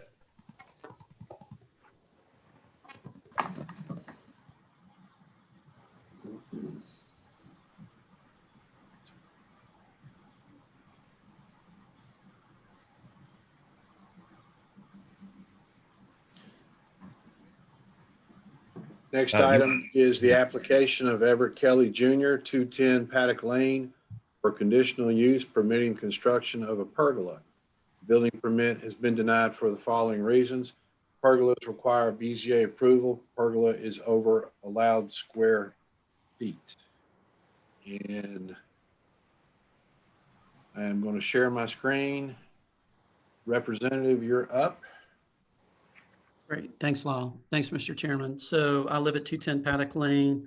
Lyle, if you want to go to page 9, that'd be great. So what I'm looking for, I've worked for a while to try and get a screened-in porch, and I think the general conclusion was that may not be the best thing for this house. So a pergola looks like it would work. And so I found out that I could do a 250 square foot pergola. Currently, I have a deck. So the deck's about 456 square feet. So I'm trying to see if I can extend my pergola from 250 feet to 343 feet, which is a variance of 93 square feet. The back of the house to the property line is 46.4 feet. The end of the brick deck where the pergola would be to the property line is 26 feet. Lyle, if you go to page 28, you can see it's basically a 2-foot width difference and a 2-foot length or a 4-foot length difference in the structure size. So this pergola is attached to the house, but it extends out. The 250 square foot one would extend out 15 feet, and the 343 one that I'm asking for would extend out 19 feet. There is a covered brick deck that's already there. All I'm doing is just covering the brick deck. I'm not going into the grass. I'm not going anywhere outside of the existing hardscape that's there. So again, at 250 feet, it just doesn't look aesthetically right. It just cuts off my deck, from my brick porch, sorry. Thank you, Mr. Kelly.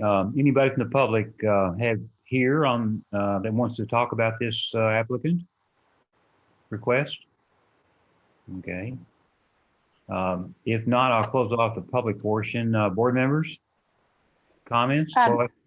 Joe, I just wanted to note that there are several letters of support from neighbors in our file. Thank you, Haley. Yes, there are. I saw those. I have a question for Lyle. Lyle, is this to be included in the floor area ratio? It is not. Does it need to be? I don't believe it does. This is considered hardscape, and if it had a solid roof over it, it would be part of FAR. Okay, does that roof close and open, or is it just always open? Yes, sir. It has the ability to close and open. Ah. That's a different animal. In that case, it would be considered FAR. I mean, can we get clarification on the ability to close? Because I feel like something that can also open is not totally solid, if that makes any difference. Well, this is going to... like I can open and close plantation shutters. Look, I apologize, I misspoke. This is not going to be considered FAR. It will be considered footprint Okay. because it closes. It's also considered hardscape. If it's open to the elements, it is hardscape. But if it has a solid roof over it, it is considered footprint. So Thank you.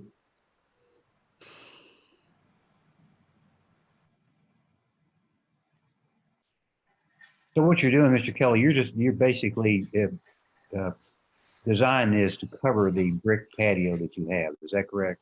Yes, sir. And over the last couple of years, we've been thinking about a screened-in porch, and with the footprint issues, the pergola was the only other option that's left. And I just want to cover a brick porch. That's all. Sure. And I thought with the pergola actually having the ability to be open and closed, it's only 13 feet tall. It lets light in. None of my neighbors on either side can see Right. it. They're in support of it. Is there a motion?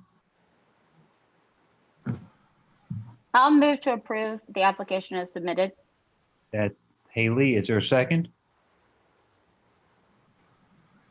I'll second the motion. Roll call vote. Pete? Aye. Haley? Aye. Chris? Aye. Eric? Aye. And I vote aye. Thank you. Appreciate it.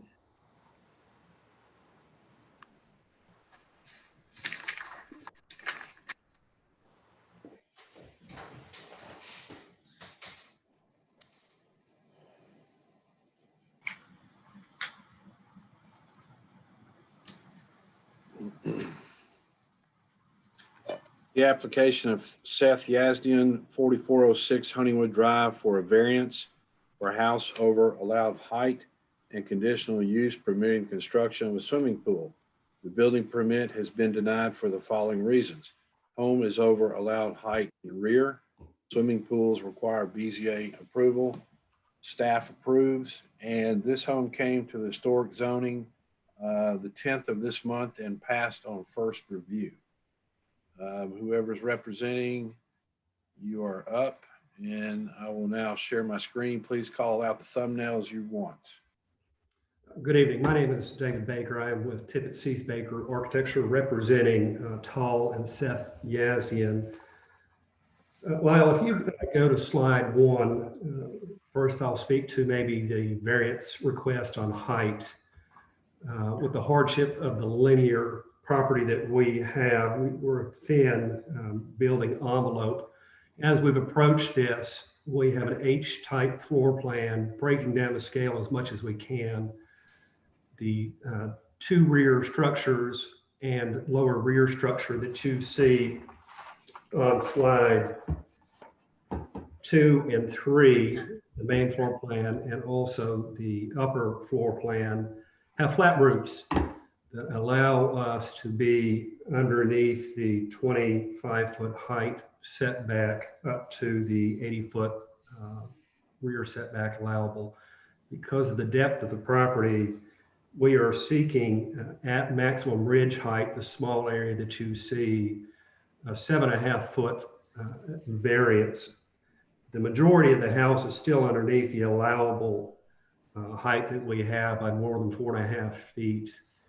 We're close to maybe just 10% over that. We have reduced the plate height on the second floor to 5.5 feet, bring that ridge height down as low as possible and still create on slide 3 on the second floor use for those bedrooms. So on that third, there you go, thank you. You're able to see the 2 north structures on that, flat roofs, also a flat roof balcony, minimizing kind of a central form, and the second floor H plan. And really, we're just seeking that small variance on bedroom 1 and bedroom, I think 4, maybe there as we have it, 3, as we have it located on plan. And if you also, I guess, scroll down to slides 5 and slide 6, you will see in the elevations. I don't have these numbered. You'll have to tell me if I'm on the correct page or not. Continue one more slide. Okay. The red noted areas are the locations to the rear part of the structure that we are seeking additional variance for. You will see the dashed lines that allow you to have I believe that the 25-foot height at the 60-foot from the back, and then the allowable 40 feet is just the small part of the roof to the rear. I believe also the visible structure that this house impacts is on Ellendale 423. And I believe also, Lyle, there was a submittal for that neighbor that does see this property, that does not have an issue and thinks, at least gives your approval to the board for consideration, that he is fine. Both Max and Alice Goldberg are comfortable with this small variance requested. Yes, that letter is in the packet. Be glad to answer any questions of clarification if needed.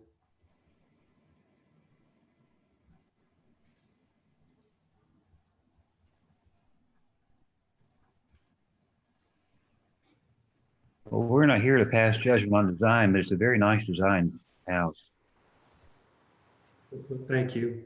We are, I don't know if this also matters, we are underneath or equal to all allowable FAR. The only thing that we are even close to meeting variance on is this small portion of roof to the rear of the property.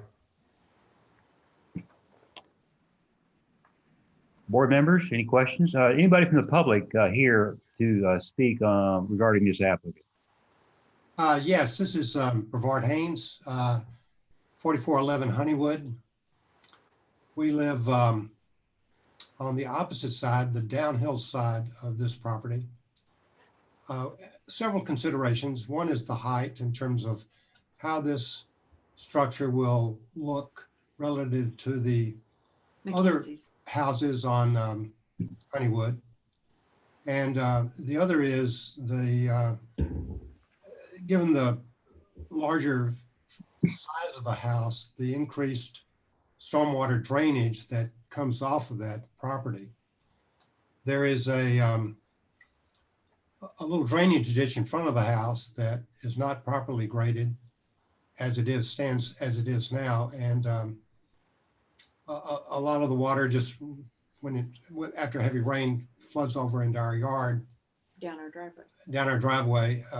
And the culvert underneath the driveway, existing driveway, is obstructed by gravel and just needs to be rebuilt. So we would want to, our concerns would be to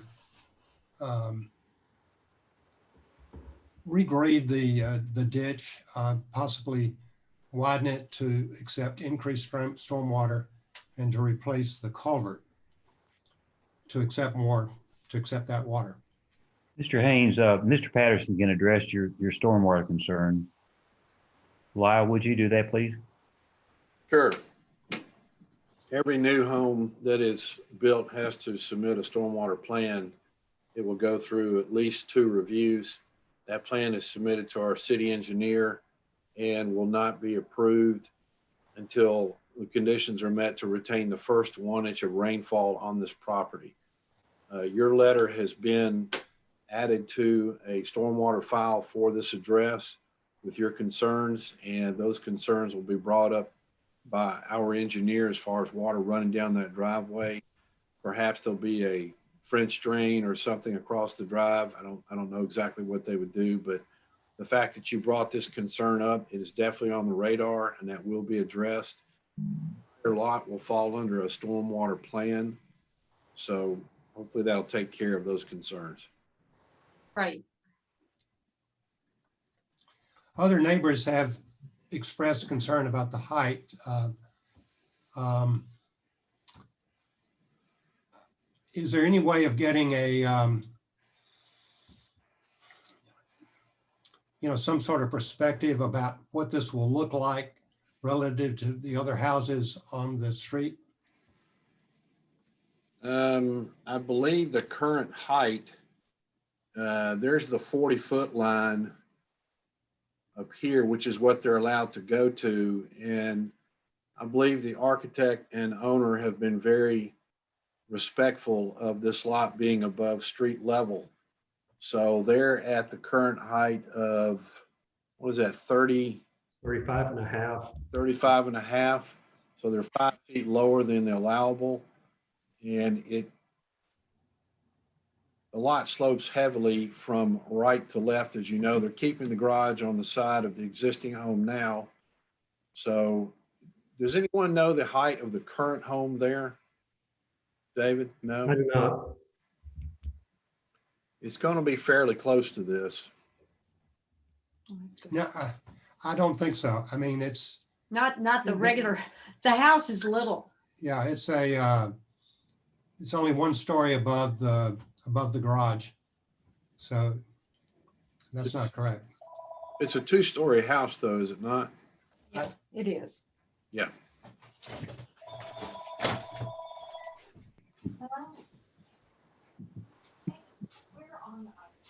Mr. Haynes, do you have any other comments, sir? No. Okay, thank you. Any other members of the public here to speak on this applicant? Okay, thank you. I'll close off the public portion. Board members? Comments? I have a question for the applicant. I guess that would be Mr. Baker. Why why do you need that additional height? Additional height that you see there just simply allows a little bit of volume in a bedroom. And where the clip starts, we very much narrowed that floor plan. It's 16 feet clear in an H form, reducing the structure and pulling it as forward as possible, not building all the way to the back of the envelope, but allowing it to be just a 1-room wide shape. So it's 5 feet 6 inches until where the wall of the roof slopes.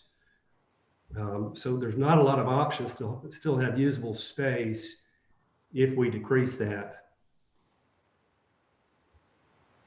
So that's not just an architectural feature, it's actually for function in the room.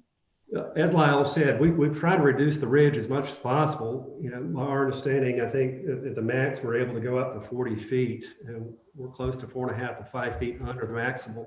Even on the low aggressive slope, I think we're allowed to go up to 50 feet. We're 8 feet less than that. So each attempt that we've had on every face of the facade, it's been our best attempt to keep the scale approachable and in keeping with the neighborhood. Every part of the second floor has a clip and a dormer, so it's a story and a half really above most grade, except for the aggressive sloping part of the property on the northwest side, where the existing basement garage is anyways.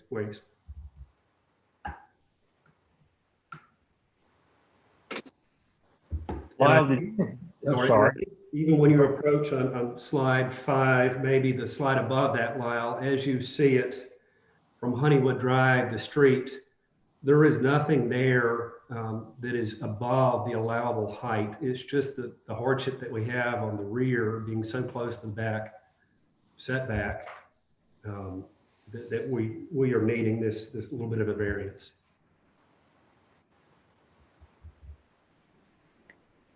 Lyle, did you tell us your recommendation on this? Yes, staff approved. Thank you. Board members, any other questions?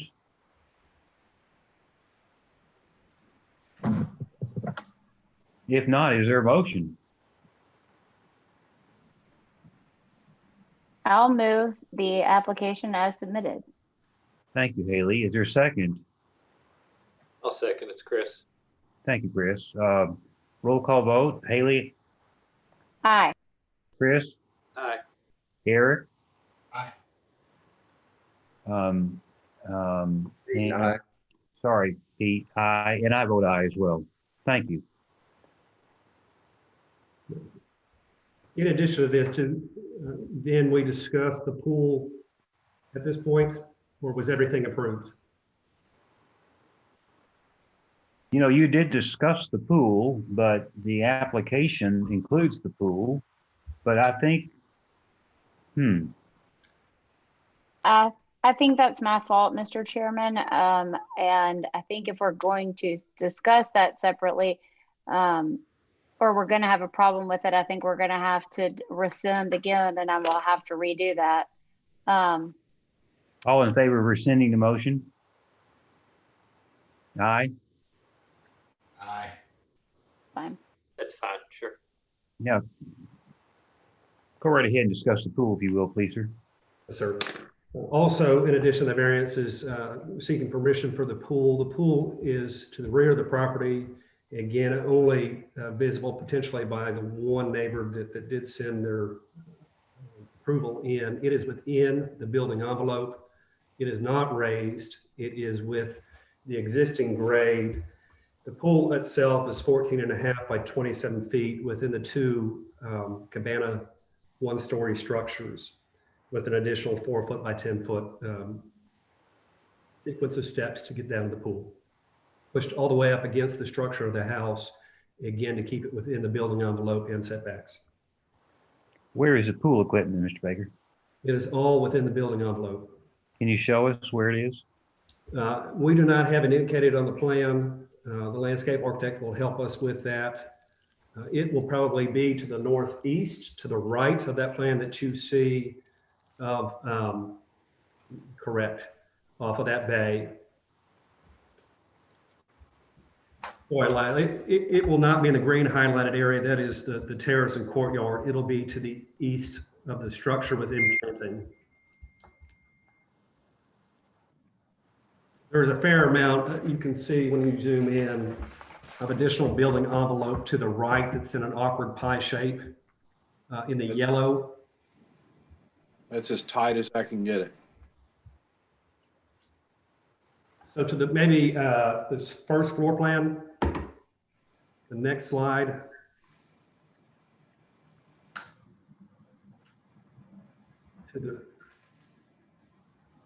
To the right of the structure, the cabana, all the way down to where this bay is in the kitchen. There's plenty of room here within the building envelope that allows us to get our pool structure there and to be concealed within planning within the garden.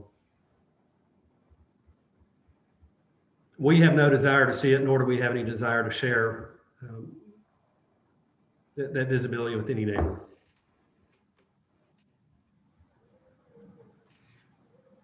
Okay, anybody have any questions regarding the pool presentation information? All right, Haley, you want to make a motion? I'll renew my motion to approve the application as submitted. Is there a second? I'll second again, Chris. Okay, thank you. Roll call, Haley, Aye. Chris, Aye. Pete, Aye. Garrett, Aye. and I vote aye. Thank you. Thank you. The application of Marvin Morris, 717 West Avenue, for a conditional use permitting the construction of a swimming pool, a special exception for a fence, and a variance conditional use for a spa. The building permit has been denied for the following reasons. Swimming pool requires BZA approval. Fence is in other than permitted location. Spa requires BZA approval and is outside the building envelope. Staff approves pool and fence. Staff does not approve spa. This is Gavin Duke. Can you hear me? We can. Landscape architect for the project. Yes, we did have, as you'll see in the, I don't know if you want to get, that one's a good one, Lyle. You know, we have sort of an irregular shaped lot. And I remember back in August at 309 Westview, there was a similar situation where they came to present a pool that had this irregular shaped lot. And so what we were trying to do is to try to give the maximum room for the rear yard and the fence to the north. I don't know if you can point at that one, Lyle. It's right there. It's sort of at the end of the motor court. There's a garage area, and we were trying to maximize the potential for, you know, safety and just increasing the backyard. So we were going to bring that slightly forward, but we're still quite a bit off of the main street of Westview, and there's landscaping between that. The pool house or the pool cabana and the pool is within the building envelope. The spa, we were trying to make a part of the pool deck and try to make, you know, that part of the living area. And if you drew a line from the pool house all the way to the master bedroom corner, it sort of doesn't extend beyond that. It's in the rear part of the house, but due to the irregularity of the lot, we're out of that building envelope in that area. So, but if you drew it, I don't know if you can do it, Lyle, but if you could draw a straight line from the back corner of the pool cabana and go to the master bedroom, it sort of falls, it's still within that area, but due to the irregularity of how this lot jogs over, we're out of the building envelope there. But the fence also comes off of the master bedroom, which is the rear of that, where that last line was drawn, and it goes over to the property line, continues on the property line all the way to the west side and back to the front of that sort of area by the pantry.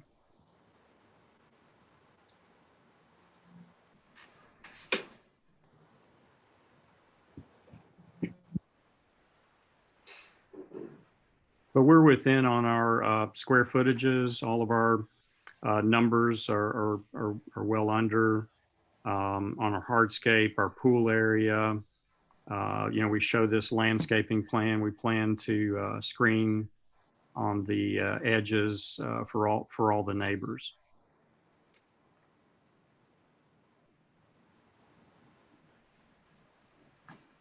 And that's it.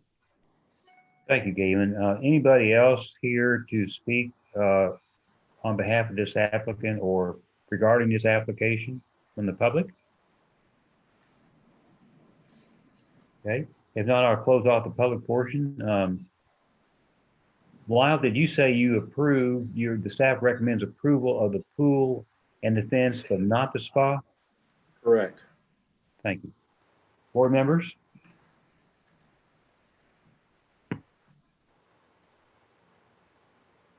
Lyle, why don't you recommend approval of the spa? Outside the building envelope. Do you agree this lot's a variance, qualifies as a variance? I do not. I feel like this lot is big and they could get it inside that envelope. This lot has got to be close to 2 acres. What is the size of this lot? It is 80,000 square feet, so just shy of that. It's probably 43,000 is 1 acre, so we're probably like 1.9, maybe 1.875. But I guess we're sitting a little bit further back from the road than the front building setback. I feel like that's a large building envelope and you could somehow get it in there. That's just my opinion. Gavin, did you look at another location for that spa? We were trying to stay within sort of a compound of that. We have an outdoor covered area and a sort of formal living area, the way this house is set up. It just started getting a bit tight. I know it sounds bad for a large lot, but I think we had some hardship. I don't know if you see the back of this behind the house where we graded up the slope behind the pool cabana. So we really didn't have a lot of flat space in the back. We met all our requirements for the grading, but to get a flat enough area and then to slope on the other side of the house, it just didn't make for a good area for a spa and be part of the family living area. And I respect Lyle's, comments. I just, it seemed like an irregular situation for this lot to just sort of jog over. It wasn't, now if it was a completely square rectangular lot, I would totally be out of compliance by trying to go over the building envelope. But I felt like since this one had some irregularities, I would try to bring it before the board. And as far as the fence and the gate, what is a compelling argument to keep you from putting it at the back of the house? I don't know if you can see the grades as they rise up the back side of that on that upper side. And there's sort of some more private zone areas, which is the back breakfast area and an entertaining area. And I feel like it is a big lot. So we were far enough back. I mean, we're probably over 150 feet back off of the front of the street. So we tried to inch it a little forward just so it provided a little more privacy for the back.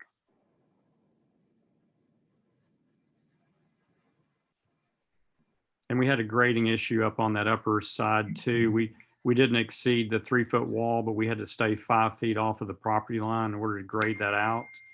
And we're going to plant that area with screen planting there as well. Even what is the square structure to the left of the pool?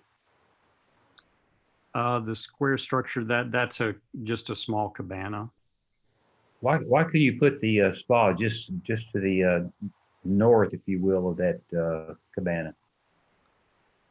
It seemed like, I mean, we could potentially look at that. We had it covered the way the architecture is. That outdoor living space outside of the family room sort of points out over the pool, and just made a nice area for that to be all part of that program. And the pool is centered off the formal living area. So when you are in that formal living area, it's sort of balanced, and our pool doesn't go over the building setback, and we're kind of off of that due to the nature of the aesthetics, I guess, and how it lines up with the cabana. What's the length of the pool? The length of that pool, I think we are, I'm not in front of that right now. I think we are 12 by 30, 32, I think. You could shorten the pool and put the spa just between the cabana and the pool. Right. Yeah, and we can definitely look at some of these options. I just thought since the lot at 309 Westview was very similar to this situation, and the board granted them that we would try this as a possible reason to come before you. Okay. All right. If I didn't already, I'd close off the public portion. Board members, what do you say?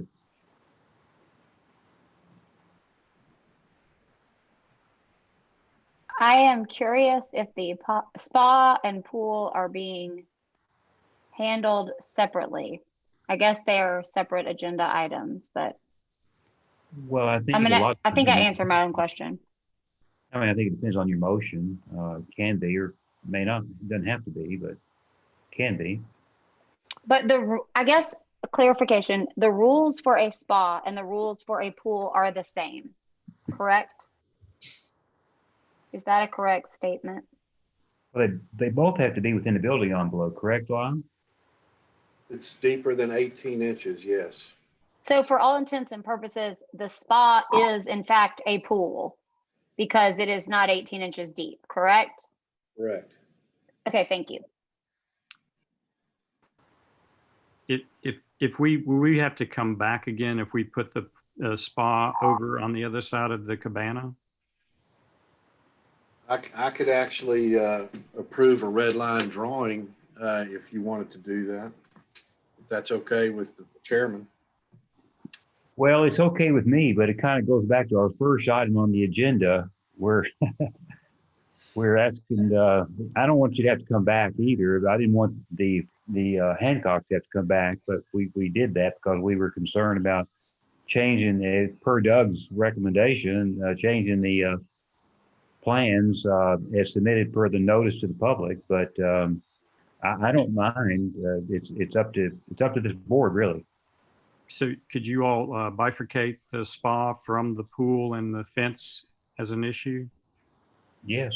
And approve those, and then we'd have to come back if we wanted to have a spa later on, we could come back.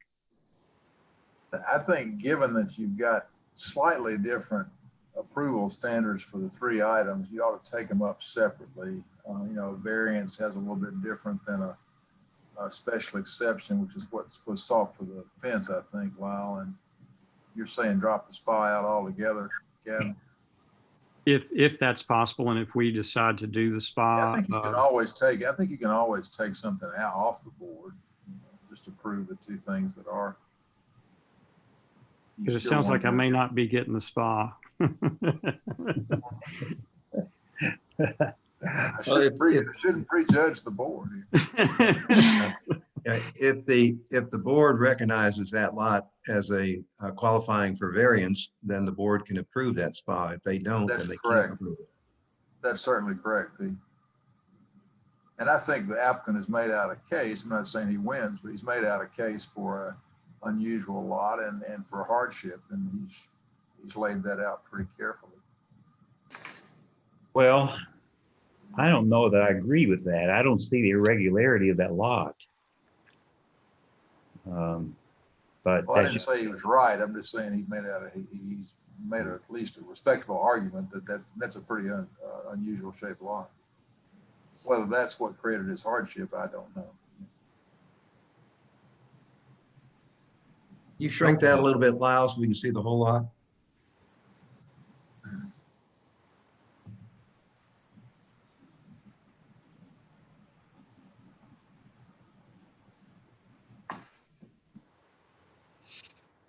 And the building envelope is the red dashed line, correct? Yes. Correct. I mean, okay, sorry. Okay. Does anybody want to make a motion? I'll make a motion, Joe. This is Chris. Who's speaking? This is Chris. Okay, go right ahead, Chris. I'll move to approve A and B.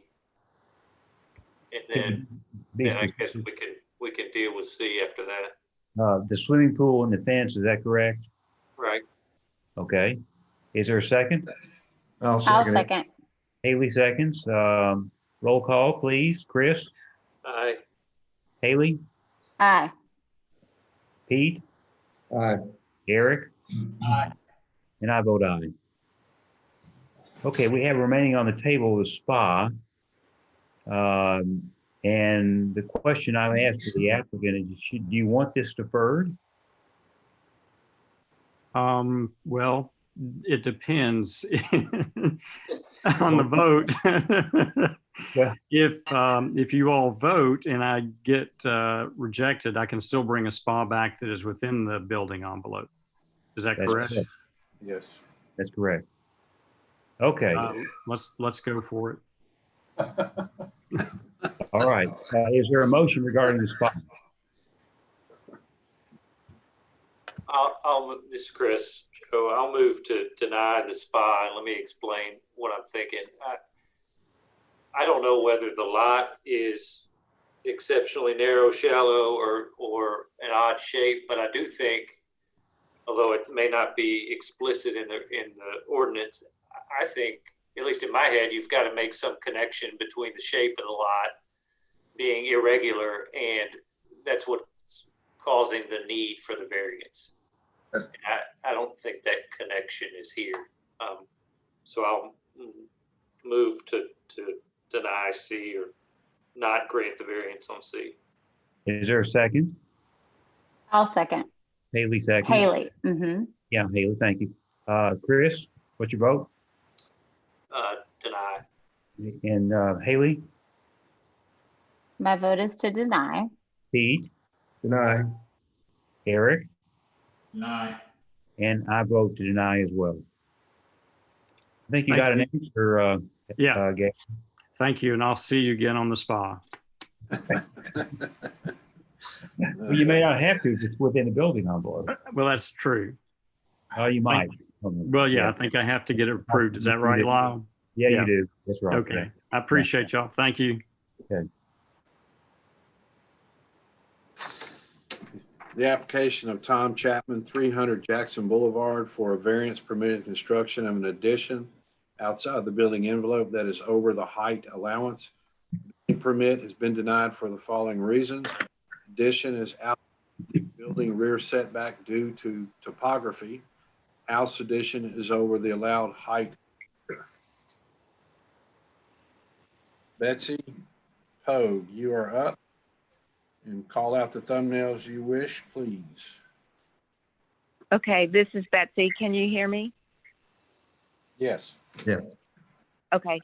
All right. I'm Betsy Pogue. I'm the architect for the Chapmans at 300 Jackson Boulevard. And they have asked me to do a proposed addition to their house. The site plan that you see is showing a few things color coded. The house, let me start with the red dashed line. That is the building envelope. The shaded dark gray area to the far right is the existing house outside of the building envelope and also to the back. The blue, light blue area is the addition in the building envelope, and the green is the addition that falls outside of the building envelope.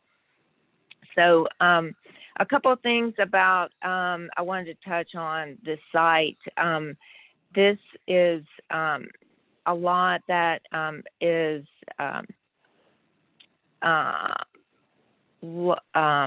shallower than most of the houses on this street. Most of them are a lot deeper.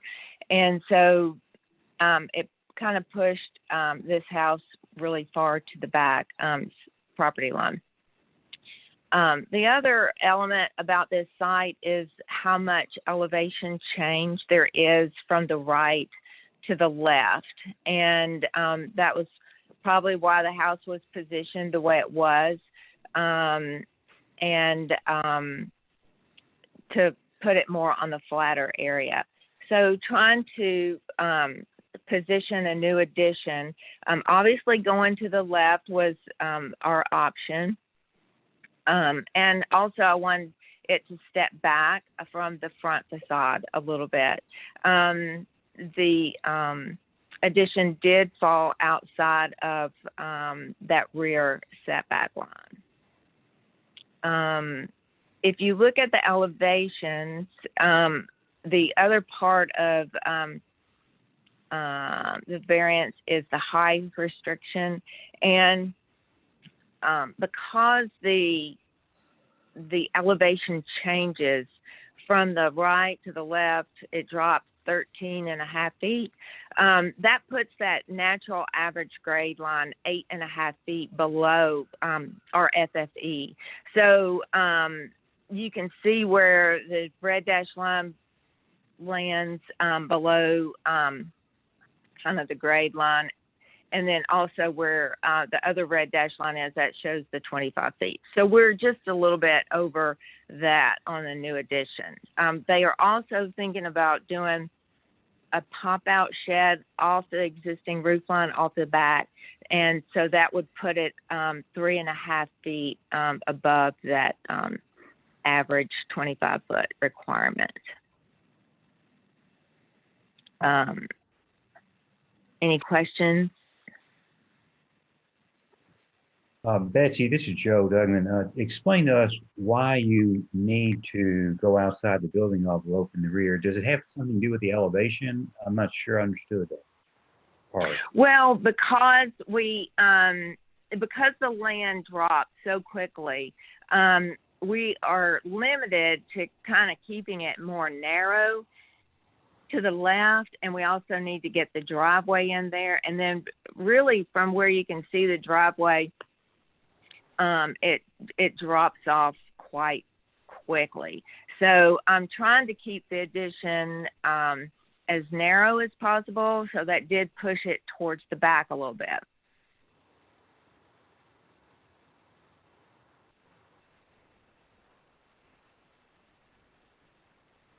Mr. Chairman, I don't think I mentioned that staff approves, and there's an existing garage further beyond this proposed addition. It's the shaded gray square you see at the top of the screen.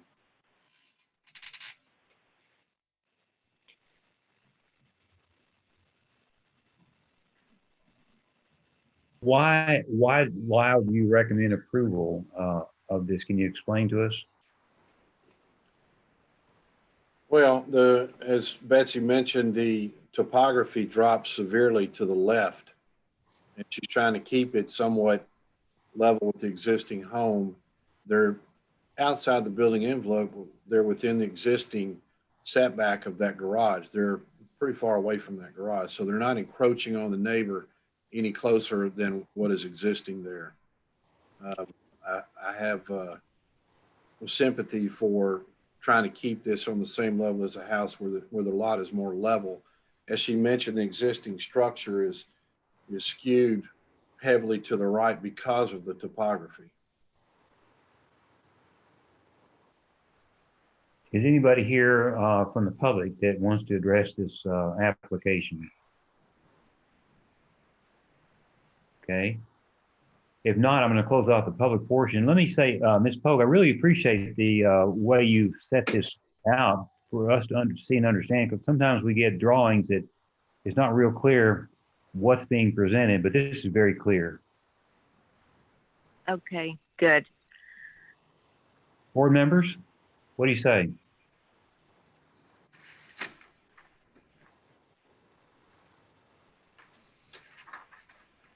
Don't speak at once, please. Joke, laugh. It's late. I don't have any particular issues with it just based on topography. I think also it doesn't seem like I mean, they're building as much house inside the building envelope as is outside of it. So, I mean, it's sort of a wash to me. It makes a lot of sense. Anybody else have any comments? If not, you want to make a motion, Haley? Sure. If no one's got any comments, I will move to approve as submitted. Is there a second? Second. Who was that? Eric. Thank you, Eric. Okay, Haley, what's your vote? My vote is aye. Eric? Aye. Pete? I'm going to say no. Chris? Aye. And I vote aye. Okay, thank you, Ms. Pogue. All right, thank you.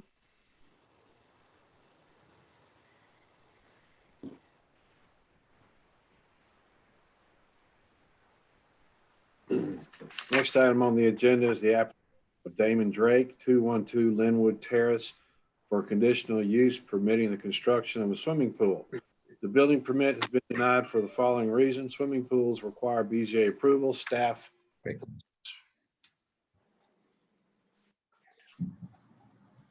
Hello, everyone. I'm Matt Hardy at SiteWorks LLC. Thanks for having us with you today.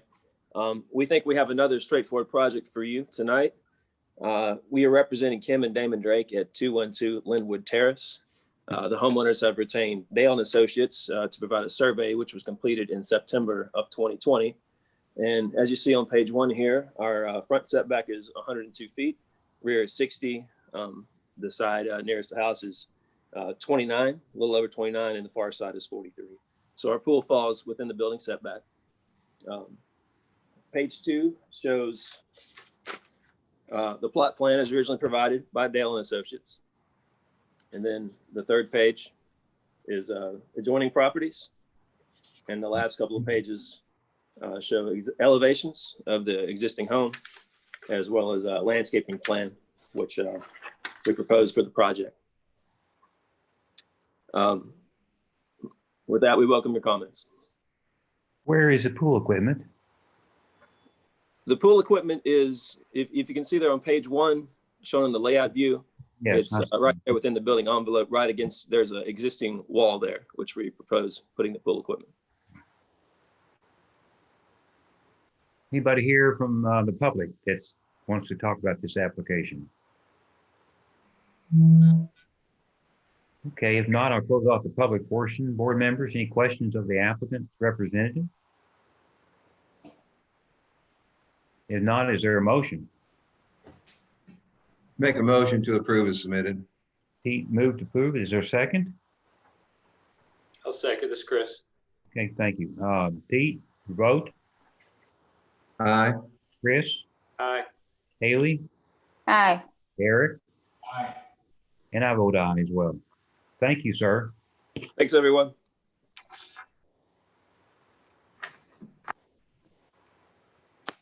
Application of Bear Branch Revocable Trust, 4524 Millrace Lane for a conditional use permitting construction of a pool, a variance for overage allowed grade change, and a variance for partial pool foundation outside setback. The building permit has been denied for the following reasons. Swimming pools require BZA approval. Grade is over allowance. Pool fountain is over rear building setback. Staff approves swimming pools. Grade change. Staff does not approve pool fountain over rear building setback.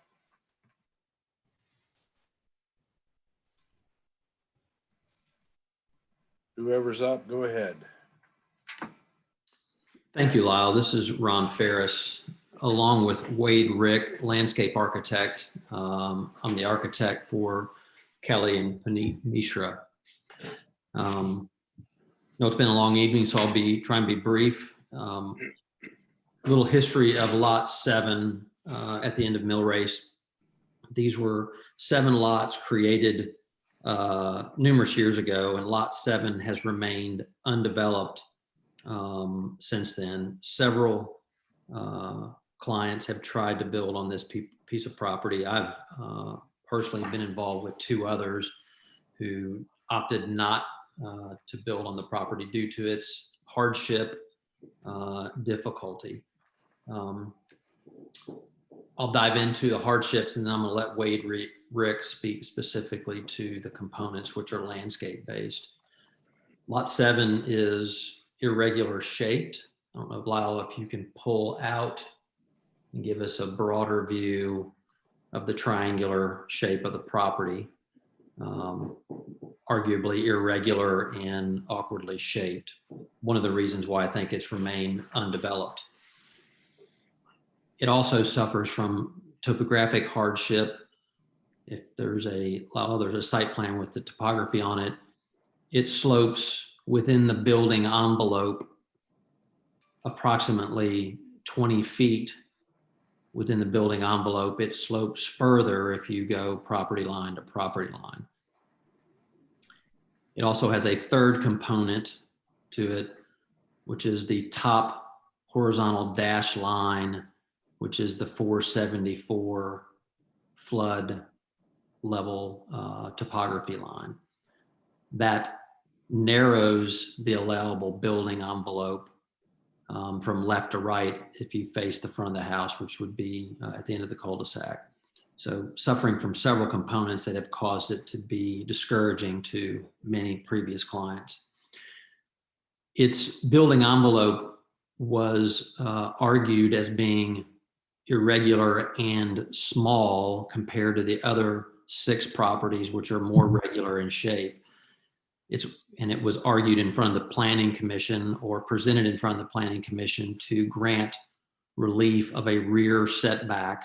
And the Planning Commission agreed, I believe unanimously, to give a 40-foot rear setback in lieu of a 60-foot rear setback. That presentation was made in order to allow a house with similar footprint and bulk standard ratios to the other lots on Millrace, as well as the allowable bulk standards for lots of this size. This lot is approximately 40,000 square feet, just over that. It allows for a footprint of about 4,800 square feet. So the argument made from the Planning Commission was to allow a building envelope that would accommodate a home of similar size and scale to other lots of this size. Wade Rick is going to present the variances more specifically. I'm happy to answer any questions as we move through. Thank you, Ron. Yes, just to echo a little bit of what Ron is saying, obviously the severity of the topography, which is one of the items that we brought before you today, the severity of the topography has caused the need for us to exceed some of the allowable percentages and cut and fill ratios to get this house inside of this building envelope, as well as remain outside of the floodplain that is to the north.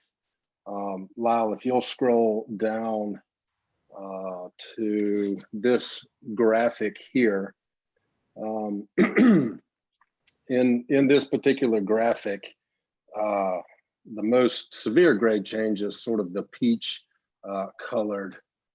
It is inside the building envelope. It is areas that we are proposing to change the grade more than the allowable 48 inches inside the building envelope. We are proposing to I guess, also change the pink area, which is just outside the building envelope. That grade change exceeds the 36 inches, but still within the buffer zone defined by the zoning code. And the green area, which is primarily over by the driveway entry, is grade change that exceeds more than 24 inches within 20 feet of the property line. And this particular area obviously is to allow to get the driveway into this particular property, keeping the garage on the high side of the property. There is also an easement along that property line precluding us from building a retaining wall. Let's see, I'm gonna just switch over real quick. Can you still hear me? Sorry, my microphone died. Am I still? Good. Okay, thank you. So that addresses the grade change there. We do have a swimming pool in the back, and if you can zoom back in, maybe on this particular graphic might be the best. Lyle, you can see the pool abuts the back of the house. There where the cursor is, there are some steps on either side of the pool that would allow for a lower terrace in this scenario. And the portion of the water feature, which is outside of the building envelope, is actually less than 18 inches deep water. It is a water feature that can be viewed from the lower terrace there. When you sit down at that lower terrace. So you would then be able to turn back and have the sound of water coming off the pool into the water feature, which could be defined as a fountain, the way that the zoning code reads. Our pool equipment, on this same graphic, there's a terrace sort of planned north as well, all at that main house level, and underneath that terrace is where our pool equipment will be housed inside the building envelope there. This drawing is pretty technical. You can see sort of, again, just the severity of the slope and sort of the difficulty that we ran into getting this house on this particular lot, and also being just a viable Belmead standard quality house on a very difficult lot.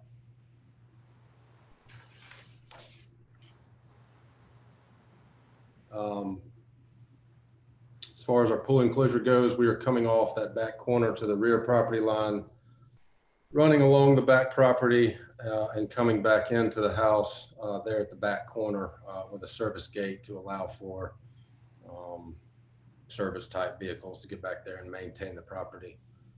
Lyle, if you'll scroll down to the planting portion, you can see the elevations and the planting plan that goes along with this. To the rear of this property is sugar tree, and that is the desire to heavily screen along the back property line. And then the majority of the remainder of the perimeter of the property would be left in the natural vegetation that is currently there. With that, I'm happy to help clarify any questions or comments that the board may have. Mr. Chairman, may I ask a question of the applicant? Oh, yes, go right ahead, Lon. Wade, I may have misunderstood this. Is the level of the fountain lower than the level of the pool? Yes, sir. Yes. Okay, then staff recommends approval of that. It was my misunderstanding. Yes, sir. There are steps on either side, and you can see them in this graphic that would carry you down. We've actually got a rear elevation if you want to scroll to that. That shows that grade change. Where would that be? Right here? There it is, right there. Okay.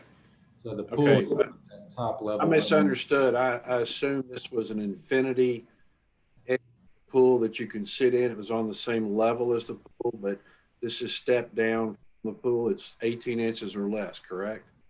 That's So correct. the water is 18, that's correct, yes. Okay, then staff recommends it. Board members, this is Ron Ferris again. If I could say a couple other things. Go right ahead, sure, Ron.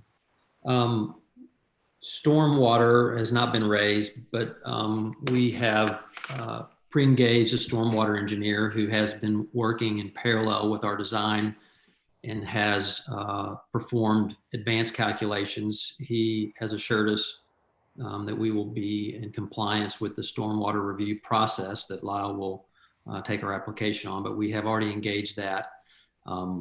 We were diligent to remain out of the floodplain on this site, which is below the 474 line.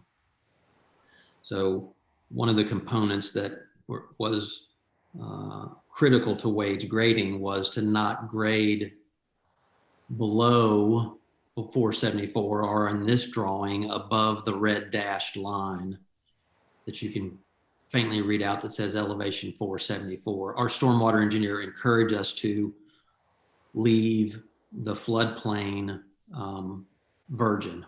Don't touch it, thus ensuring minimal impact to any stormwater studies. Also, this project has been before the recently formed Historic Zoning Commission and passed on first submission. With that, we're open to any questions. Could you go back to the drawing regarding the pool, and Lyle, could you explain again why you now are recommending approval of that portion that's outside the building envelope? Sure. So here's the edge of the pool here. It is on a higher level than the fountain, which is here. Okay. And my understanding when I saw the drawing was this was all on the same level. It is not. I thought that this was an infinity feature. You know, they have a sunning area that's a few inches deep connected to a pool. That's not what the case is here. This fountain here is lower than the elevation of the water of the pool. So that's why I changed my recommendation. Why does that cause you to change? I'm sorry? Why does that cause you to change? Because the fountain feature is 18 inches or less, and it can be inside or outside the building envelope. Okay. Connected Okay. to the pool. Okay, thank you. Yeah. Anybody from the public here regarding this application? Okay, if not, I'm going to close off the public portion. And board member? Yeah, no, I'm here. I'm sorry. Who is this? I'm Moore Rhett, and I'm at 4516 Mill Race. And good evening to the board, and hello, Ron. I live in a Ron Ferris designed house that is catty corner to this one. And I have great respect for his talent and abilities. My question is the various grading that's going on and the amount of it, whether or not that's pink, beige, yellow, green, the magnitude over standard, which I heard what standard was. I didn't hear what the amount of variance over standard was. And I have a problem and maybe less of one once I understand that grading variance. With the whole notion of a hardship. Look, one buys a lot with known features, and there's no surprise here to a purchaser as to what the challenges are, only relative to magnitude of house that can fit on it. And to the extent that you increase that magnitude, then yes, you impose greater degree of difficulty and greater hardship on yourself. But that's not necessarily a hardship that should be brought to you, at least in my estimation. So maybe we can, if we don't mind, can somebody exactly explain what the approval request over permitted grade is in the various colors?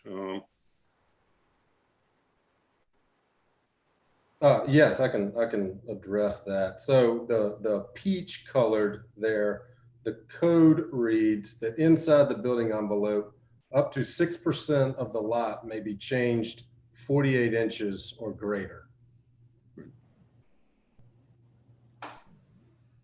And you're proposing changing it how much? We are proposing to change it more than the 48 inches. And the question is, how much more than the 48 inches? So if we look at sort of where the existing topography is, there is a 485 contour, and we are up. The 485 is that contour that runs sort of right through the center of the swimming pool. We are up at the pool terrace level at 493.52. So that is 5, 6, 7, 8.5 feet there at the swimming pool area. This particular house, if we look at it from the street level, you know, the lot definitely falls right to left, and it is almost relatively level with the elevation of the cul-de-sac at the finished floor elevation. The peach area, again, here in the building envelope, exceeds the 48 inches. We're about 8 feet at the pool. And as we transition down or sort of plan north that we're looking at, we become more than that 8 feet. So that dark line is 9 feet, 10 feet, 11 feet, and so on in the peach area.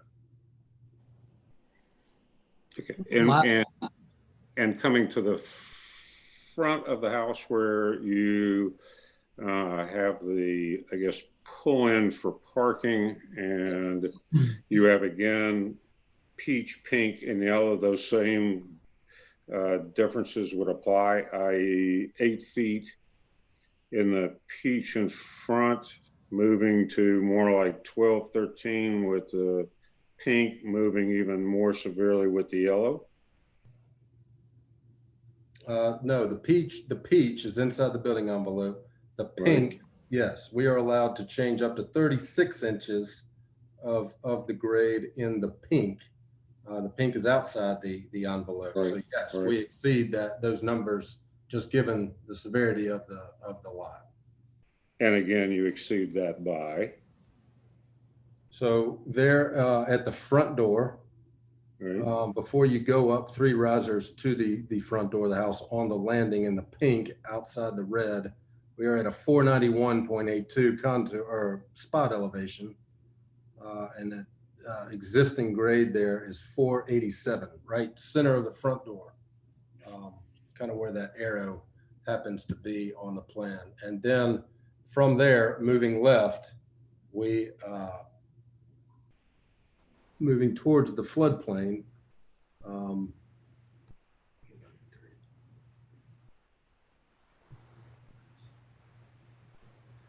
So then 5, 6, 7, 8, 9, 10, 11, 12, almost at the very tip of the pink, above the existing grade.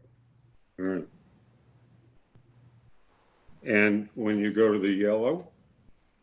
So the yellow, we can only, in that particular zone, can change the grade 2 feet. And so again, on that same line coming out of the front door forward towards the cul-de-sac, we're at about 2 feet right there where the number 489 is. And then we grow more so as we move down towards the floodplain. Mr. Chairman, may I make a comment, please? Go right ahead, Lon. Before we had the grade change ordinance in place, the standard was 21 inches, and there were other houses on the street that far exceeded that. These lots are very challenging. And I want to say kudos to Ron and to Wade for keeping out of the floodplain. That could be a problem, going down there, moving a lot of dirt around, changing the base flood elevation. So in looking at this, I think they're being very mindful of staying out of the floodplain, creating problems up and downstream, have to come up with an impact study. Yes, they're over their allowance. This is a very, very challenging lot, as you can see from the topo lines. It's going to be an attractive front yard. I would rather see a grade change to the left of this home as opposed to a sharp drop off where you see a tremendous amount of foundation wall that you would have to make up. So that is pretty much why I approve of this plan, this grade change. A quick question, is all this grade change cut? Is any of it fill? It's all got to be fill. If I may, my name's Erin Wiseman. I work at Dayrick on this project. And yes, majority of the activity is fill. What's shown on the arrival court in green, where it's changing in between 2 feet and 3 feet within the buffer zone, is where there's currently kind of a hump that if you go down to the site photos, Lyle, there's currently kind of a jut out and then it drops off. And so that's the only place that we are proposing to cut that would kind of smooth out how that little hill in the front. And that's the cut, and the rest is slowly filling to allow more flat area before we kind of allow it to drop off smoothly where it is currently very steep on the lot. Thank you. Yeah, I don't know if you necessarily. Is Mr. Red talking again? It is. Thank you. Yeah. I don't know if one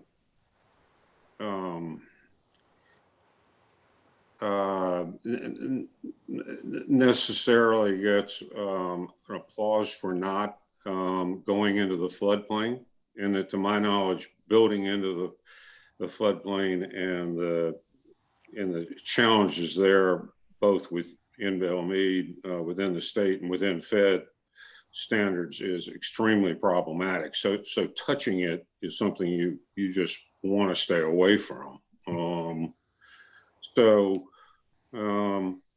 In lieu of doing that, one builds what amounts to, I guess, and somebody can help me with this, a sort of large Great Wall of China, and then you fill up behind it.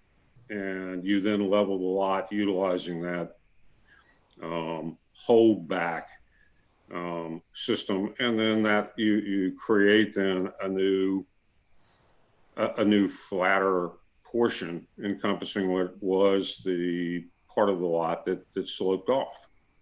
And I have felt, and I thought that Belmead had felt that that heavy use of fill and the raising of lots and the resulting water issues connected with that was something that you tried, was sort of sacrosanct, and you tried to stay away from it.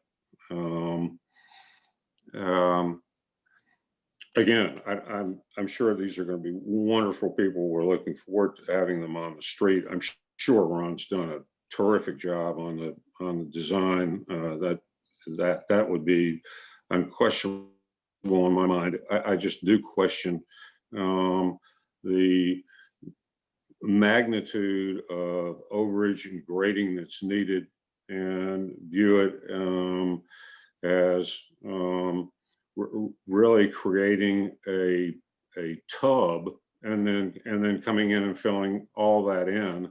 And will that retaining wall that reaches, I guess, 12 plus feet in the left rear corner and is evident starting in the left front corner, one single wall? Does it have any breaks? Because it sounds like it's going to be about 14 plus feet at the rear and double digit at the front. So if you were down in Sugar Tree, or if you were down in the lower part of the lot, looking up at the house from that elevation, are you looking at 13 plus feet of wall holding back dirt to create the expand or create the footprint for the larger house that the owners would like to put on this? Again, I'd like to just emphasize that they're not getting in the floodplain, and I think that's commendable. It's a very challenging lot, as you can see from this picture here. I feel like that the home that they're going to build and the topography change is the least impact on the neighbors. If you were to get in the floodplain, we could have something to talk about. But this is a very challenging lot. I've been here 7 years. I've had multiple people come to me with plans that just would not work. I have to say, personally, this is the best layout I have seen for this property and the least impact. And to that end, and you may be very well right, Lyle, but to that end, if one were looking at it from Sugar Tree at the lower part and the height and size of the wall created to make that lot, what would one be looking at? About a 14-foot wall that retains? Would that be about right? I'm gonna leave that to Wade. It's actually incorporated in the foundation of the house. So if we scroll back and look at the elevations, you're actually looking at what is a house. That Yeah, you got a wall is wall actually out that goes down concealed. below. The wall is concealed in the house. So the wall. Is that the front right there? That's the front, yes, sir. Okay, and what's the left elevation look like? Am I going the right way? You're going the right way. Keep going up. Keep going up. Okay. Go to the ones with the landscaping on them, Lyle. Oh yeah, that's the left of the house. Go refer to the ones with the landscaping. That's your better reference. Is that down? Down, yes. Okay. So it's not really a wall, it is the foundation of the house. Right, right. Exactly Yeah, I understand.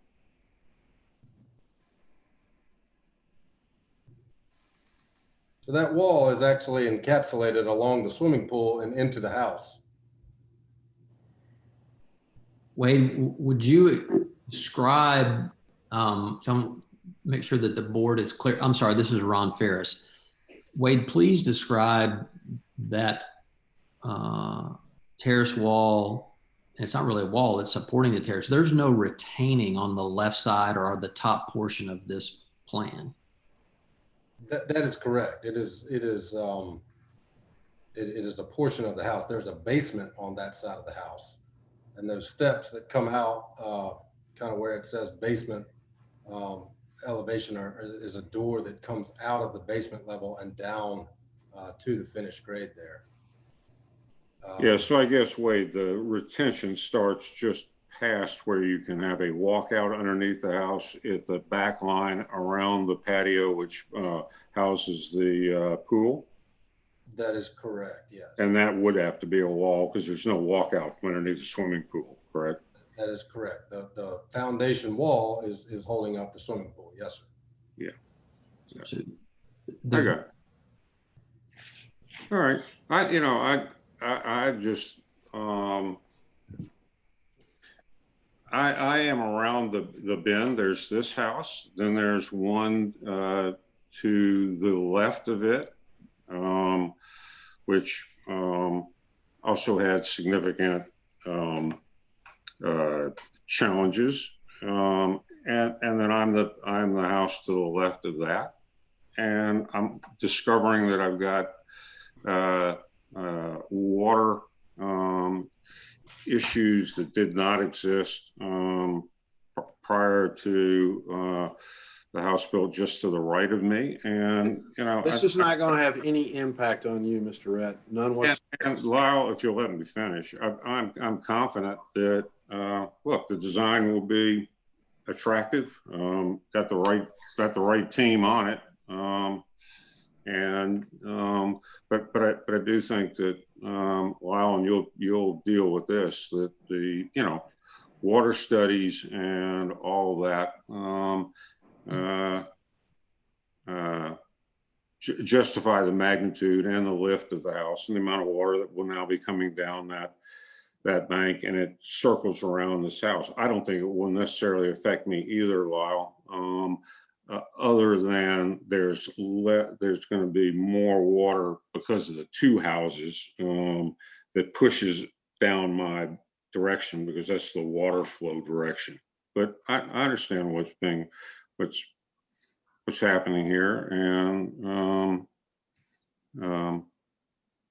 I appreciate you hearing me out. I appreciate the answers that you've given, and I don't see that it's problematic, other than pay very close attention to this whole water flow issue, which there shouldn't have been one, I assume, with the house to the right of me either, but there is. Okay, Mr. Ratt, we understand your concerns, and I'm going to close the public portion. And board members, it's comments, questions, motion. I have a question. How tall is the retaining wall, the foundation wall that's wraps around the pool? It's not a retaining wall that wraps around the pool. We're not retaining any soil retaining component. There are support walls that support the terrace of the pool. Right. Foundation walls. And that support the terrace, but no retaining, to be specific about them. Right. And how tall are those foundation walls? I'll zoom in. I'm going to look at my drawing here on my computer, Pete.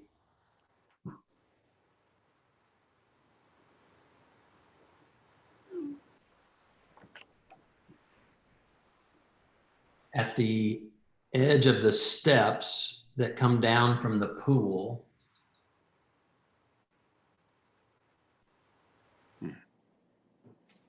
it's 7 feet right there. And then at the edge that supports the overlook terrace, and that grade there, I think, remains undisturbed. Is that correct, Wade? We did not fill at the right corner of the overlook terrace. That's right. That's where we're catching back up to grade before we get into the floodplain. Yes. That corner, which is not a retaining and has not been changed to grade, that corner right there is the highest. That corner is, I think, just over 12 feet.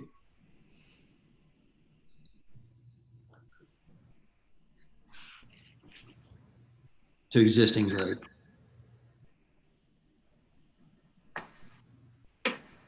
Anybody else have any questions from on the board? Okay, if not, is there a motion? Mr. Chairman, I'll make a motion to approve the application as submitted. Thank you, Haley. Is there a second? I'll second it. Eric, second. Do a roll call. Haley? Aye. Yeah, aye. Haley, aye. Eric? Aye. Pete? Aye. Chris? Aye. And I vote aye as well. Thank you, gentlemen. Appreciate it. Thank you for your time. Board members. We have a couple of items left to discuss. One is the September minutes, and just got the October minutes. I haven't had a chance to read them. We've revised several times the September minutes. Is there a motion to approve the September minutes? I'll make a motion to approve them. Second? Second? Great, Chris. Second? Okay, all in favor? Aye? Aye. Okay. Now, October minutes, I would like to defer them till the next meetings. I've had a chance to review them. Does anybody have any concerns about that? I'll make a motion to defer them to the next meeting. Thank you. Second? Second, Haley. All in favor? Aye. Aye. Before we adjourn, Haley, did I understand this is your last meeting? That is my understanding. I'm very sad about it, but I will probably show up on the Zooms anyway and just spy. Okay. Well, I want to thank you for your service. It's been a pleasure to have you on this board. You've been extremely helpful. Ask a lot of great questions, and we're going to miss you. But if you want to pipe in when you're Zooming in, just please feel free to do so, but just don't make a vote. You bet. Thank you. Haley, are we going to have to start calling you Madam Commissioner now? I would love that. Please change the contact in your phone. Congratulations, Haley. Thank you. Thank you very much. We're all proud of you. We appreciate your service, and you'll do a great job. Okay, is there a motion to adjourn? This has got to be the longest meeting on record, 3 hours. Pete? I'll move to adjourn. Pete, second? Is there a second? I'll second it. All in favor? Aye? Aye. Aye. Pete, has there been a longer meeting than this? Oh, yeah. Oh, yeah. Yeah. All right. Everybody have a good evening. Thank you, Lyle. Thank you. Bye. Yeah. See you.